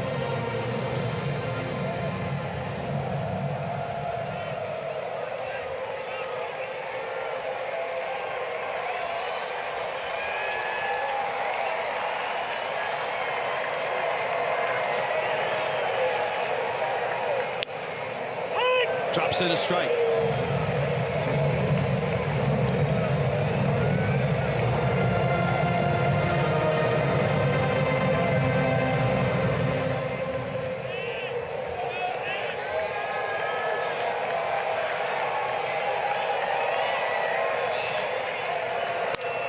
Ground ball off the base, over the head of Moore, down the line. The Braves have tied it.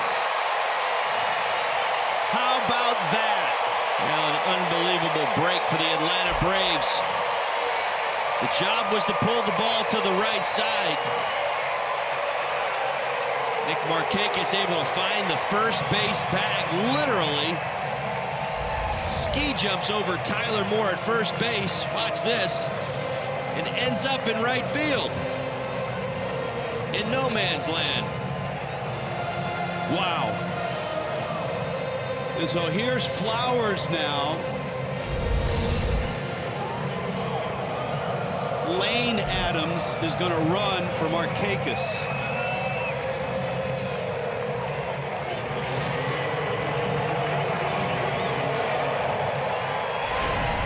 A double by Phillips, a double by Markakis. Tyler Flowers is up.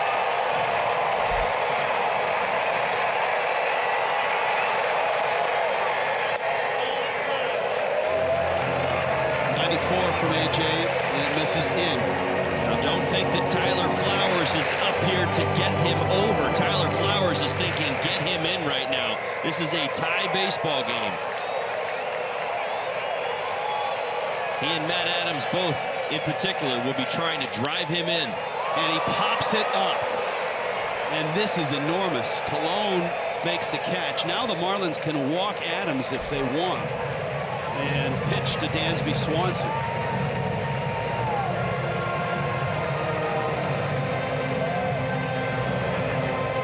Braves, despite their record, have 9 of these wins.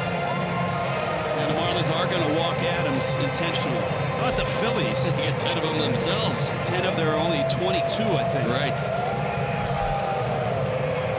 So that pop-up is big. The intentional walk of Adams.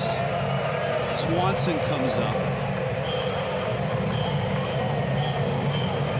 Ramos with his first blown save of the season.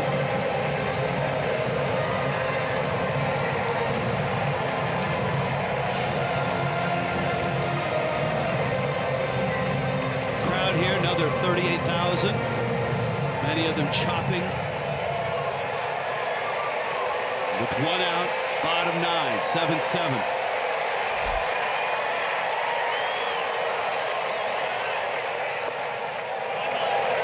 Swanson 1 for 3 on the ball game, as you see. Scored in the 6th inning on that single. Potentially walked his first time up.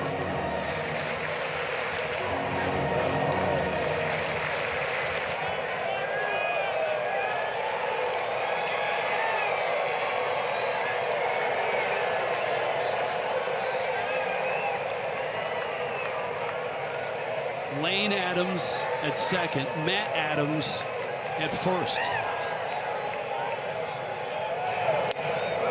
Good breaking ball. Ball and a strike. Almost right back to that slider again. It's worked for him.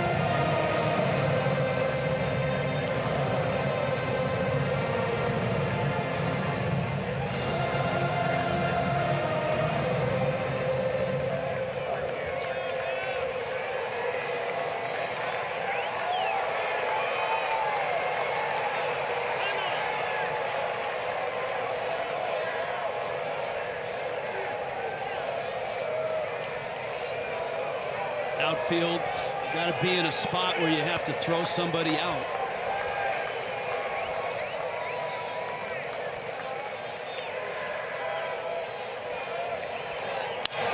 That one pulled foul. Yeah, at this stage of the ball game, you still have to play a little more traditional. Obviously, the double plays in order, but as an outfielder, you've got to think, okay, I still got to make a catch here. This isn't do or die quite yet. You do have an out in the inning. But you're right. You want to do everything in your power to kind of anticipate. That's what's always key late in the ball game for an outfielder. 2 strikes here. Is he more likely to pull the ball or go the other way? Is he more likely to shoot one up the middle? Something that will just give you 1 extra step or maybe 1 extra second on a throw.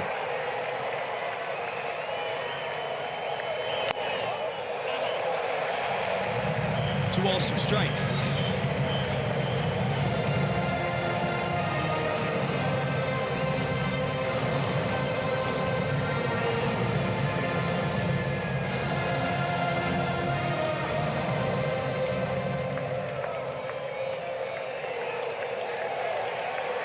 A.J. Ramos to Dansby Swanson.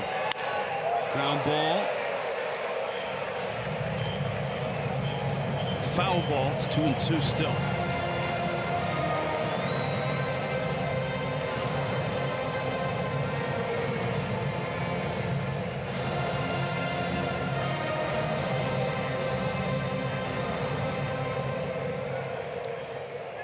Run across when he runs at second. Ground ball could get Ramos out of the inning. And Swanson doing his best to keep this thing. It's the emergency swing right there. Watch his rear end. He's going to stick it out towards the Marlins dugout, and there go the hands towards the Braves dugout. Well, he's just trying to foul that off right there and keep the bat alive. Called emergency swings. So you know there's about a half a second of panic in your head as a hitter.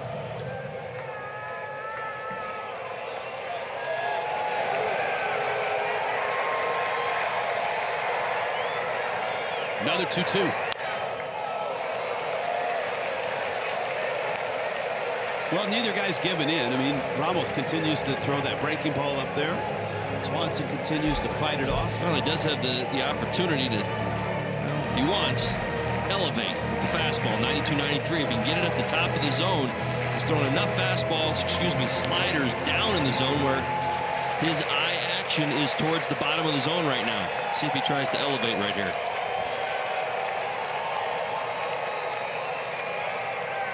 Another 2-2.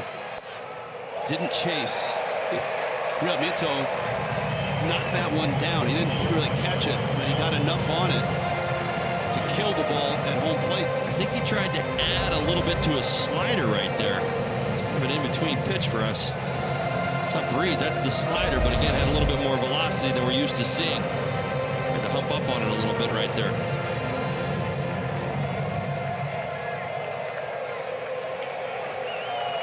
Full count, one out. Runners first and second. And Ramos steps off. Remember, you got a pinch runner at second. That's Lane Adams. And you've got Matt Adams at first. Don't think they'll be running. They're not. Swanson hangs in there. The long at bat continues. 10th pitch coming.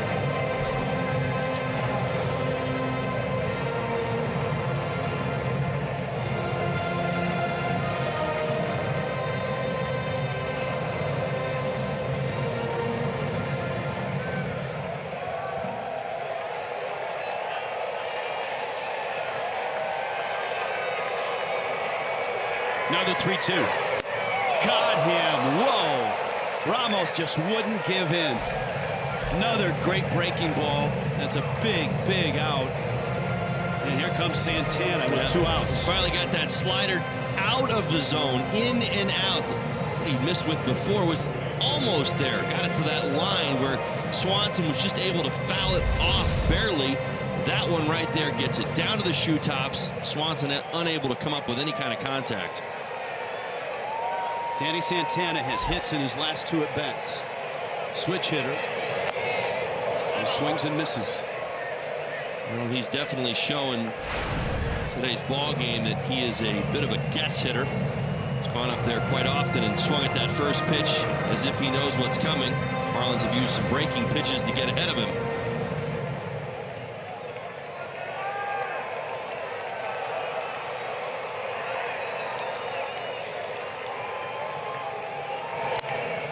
Stays away, off speed, 0-2.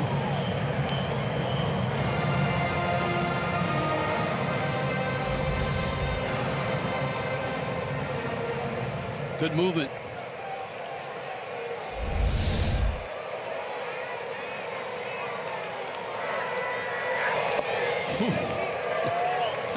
Real Muto knew I mean, right away, he identified that was trouble. Well, I think that's a classic example of AJ. I mean, let's remember here, Santana's really expanded his zone on the first 2 pitches. He's like, all right, Well, if you're going to go that far out, I'm going to really bounce it.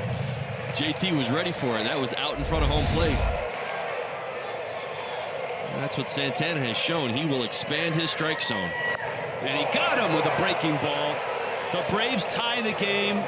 Ramos gets it to the 10th. It's 7-7.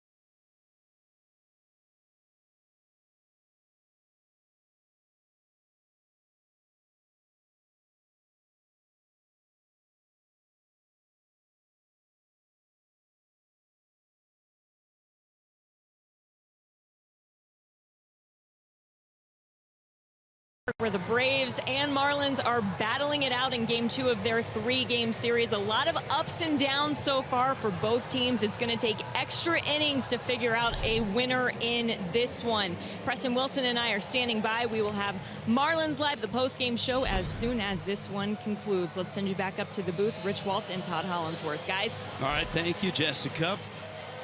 So the Braves could dip a little more into their bullpen. Aroldis Vizcaíno checks in. And he becomes the 6th reliever to work for Brian Snitker and the Braves. Remember, the Braves pinch ran for Markakis, and Lane Adams will simply stay in the ball game. Vizcaíno worked an inning in last night's ball game, and he sees JT Realmuto.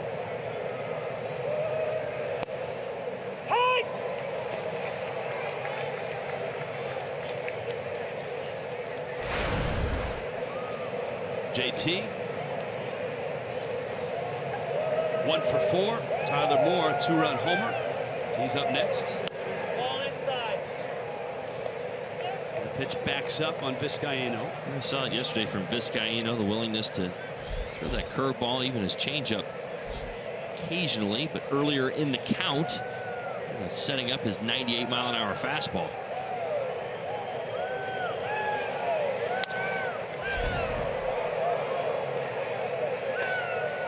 There's 98.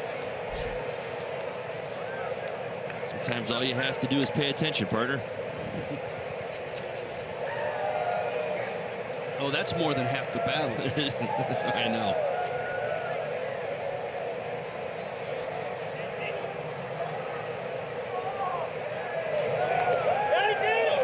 He said he went around. Realmuto heads down to first.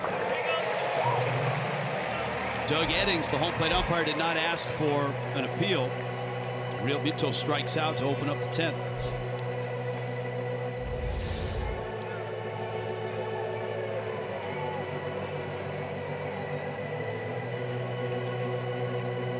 It's razor thin for hitters these days. It is, but I think the argument that every hitter has is, why don't you use the base umpires who have the view? Some umpire, it's just a gray area. Some want to make the call behind home plate. Others are more willing. Every time we'll go down to the base umpire and say, did he go? And a hitter, they may disagree, but when they see that, they're a little bit okay with it. Hitters always get worked up by the home plate umpire ringing them up on a check swing. in a hitter's mind, it's how can you see the pitch and my check swing at the same time? And it's been razor thin on both sides. Sure. For absolutely. Miami hitters, for opponent hitters.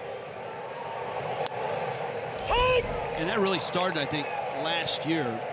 Although it seems like this year it's been dialed up a little more, almost as if there needs to be.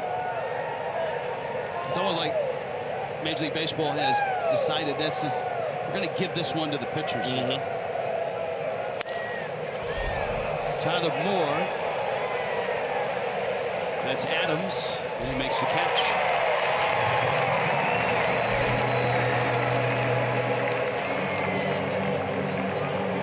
JT Riddle now.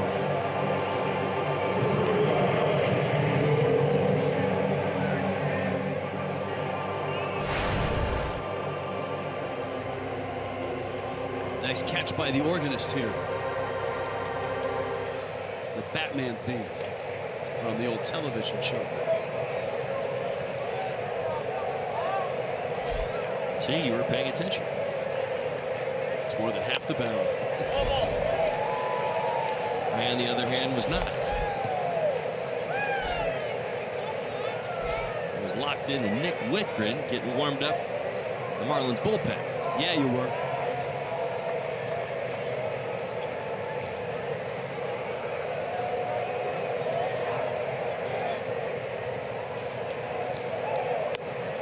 Remember, Miami, because of a short start in this ball game, just 4 innings by Jeff Locke, used Ichiro and Justin Bour and Derek Dietrich hit by a pitch in that 9 spot already. Down to A.J. Ellis. Now, all 3 of those at-bats were productive at-bats. Ichiro RBI single was a big one in the 5th. Bour's RBI single, a big one in the 6th. And Dietrich was hit by a pitch.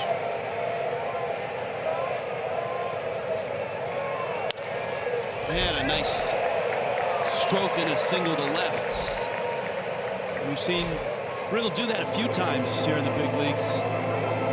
Take the ball the other way and do it with just a quick, short stroke. Yeah, taking advantage of how he's being pitched and the willingness to go the other way. Watch this, just a short little backhand. Not even a full swing right there, but the key is staying on it, just rolling it through the left side. Well done. He still, I think, has got to be the only player in Major League Baseball history to ever get his first Major League hit on a ball that bounces in front of the plate before he hits it. Well, right, we would describe his first few weeks in the big leagues. That hit, and a game winner, right? That's what he was 2 for 21. That's all he had to talk about. The home run against the Mets. Well, now he's an everyday player. Well deserved too. And Ellis is on deck. Cologne.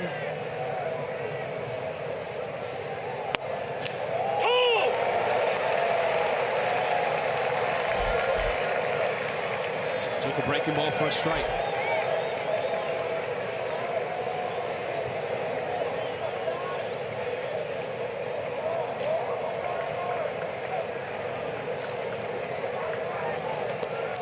That one bounced way in front of the plate. And Riddle ends up at second base. There's a chance that could be big. Down to his last strike, but now has a runner in scoring position. The likelihood of driving him in with a base hit all the much greater. First, it would have taken at least a double in the deep gaps.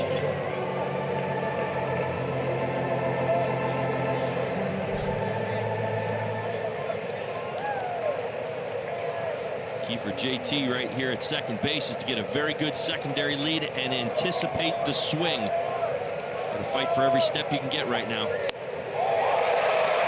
Cologne strikes out.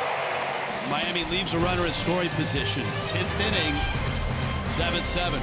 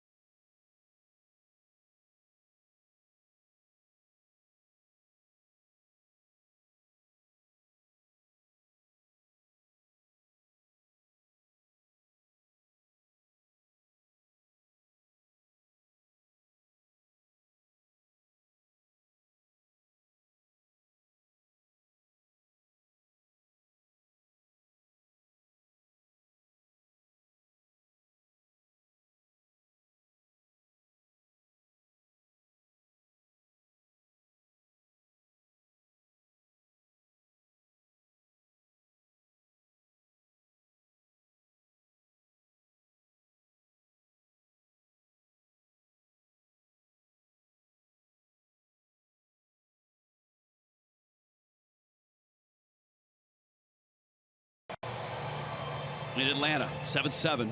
Marlins and Braves. And it's A.J. Ramos who is going to continue into this ball game and into extra innings. Ramos came in the ninth, gave up a double off the top of the wall to Brandon Phillips, and then the Markakis ground ball that hit first base and bounced over Tyler Moore's head that tied the game. That went as a double. Ramos then navigated his way out of the inning. A pop-up, an intentional walk, and a pair of strikeouts. So Don Mattingly hopeful to get another inning here out of Ramos. Wickren's ready in the pen. Camargo's up first. His ground ball finds right field. Now let's see if this changes what Brian Snitker will do. He's got Kurt Suzuki, and that's it on his bench. Now, rather than Suzuki, you would bunt with a pitcher, you would think. And I think that's exactly what he's going to do.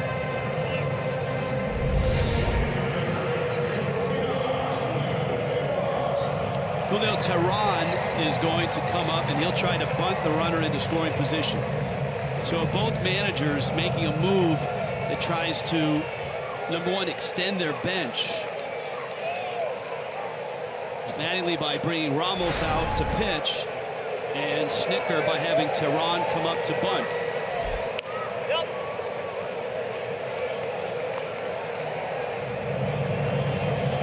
Well, Teheran excited to get the opportunity to get into the ballgame. He's even got his eye black on today. Yes.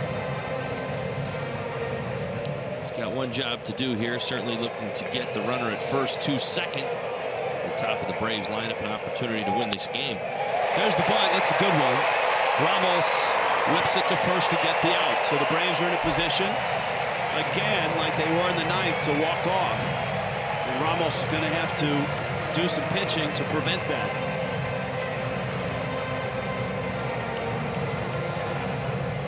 All right, would you walk Inciarte to set up a double play with Phillips? And then you got Lane Adams after Phillips. I would, but Inciarte's been swinging the bat though in this series. I think that, you know, he's got 4 ground ball outs today. I'm hoping you certainly can make it 5 here, 0 for 5 on the afternoon. But has been one of their hottest, most consistent hitters. Sometimes you find yourself, gambling against the probability. Is it Ender Inciarte, as hot as he's been, really going to go 0 for 6 today? And you look at it and say, whoa, and sometimes it makes you nervous, and you say, okay, let's put him on. Well, you're right. I mean, I think they're going to be very careful with him right now, regardless of what the story has been. Since that leadoff double yesterday, he's been 0 for this series. Counts even. He went after a pitch that was around the outside part, if not just off. And it's a ball and a strike. He has been, in terms of total hits, you saw the list there, but especially since mid-May on, he's been really pounding it quite well. But your point, 0 for 5 here, 1 for 4 last night. 0 for his last 9, in fact. It was leadoff double in yesterday's game. Bouncer, Ramos looks at, he throws it away. Throws it into center field. Yelich has it, but the runner won't advance. Well, they catch a break right there. Goodness. Whew. Well, they get the ground ball. The 5th one, as we were just talking about right there. AJ has Camargo dead to right. He even slips, but unfortunately unable to make the accurate throw to second base.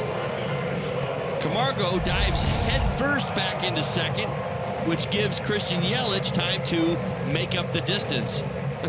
This is not an excuse. So how about this? Intentional walk. There you go. Works that way. There's no error on the play, just a fielder's choice. Right. So it's first and second, 1 out. And here is Phillips, who's doubled, singled, and lined out twice. And that's a strike. Well, this is where sometimes for a reliever it gets a little dangerous. Most closers are not used to seeing hitters twice in a game. Brandon Phillips hit a hanging breaking ball off the left center field wall. Get that ninth inning started. And so AJ goes, I'm fastball and I'm inner corridor on you. Well, that was not a strike. First one was in as well, so a break for AJ. Let's see if he can take advantage of it. If you're going to miss to Phillips, that's a great place to miss. Yep. Let's see if he comes back in there. Well, threw the breaking ball, and he missed. It's 1-2.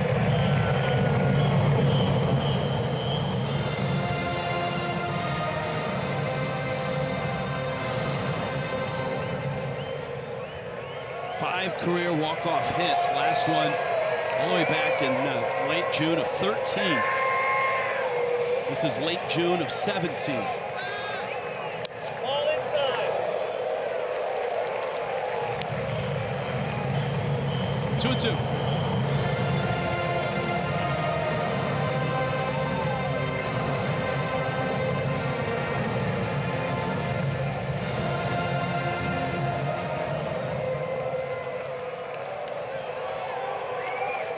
Remember, it's Lane Adams, not Markakis, who's on deck. 2-2 to Phillips. Line drive, base hit, center field. Charging is Yelich. Round third. Here comes Camargo. Ball gets by Yelich, and the Braves walk off.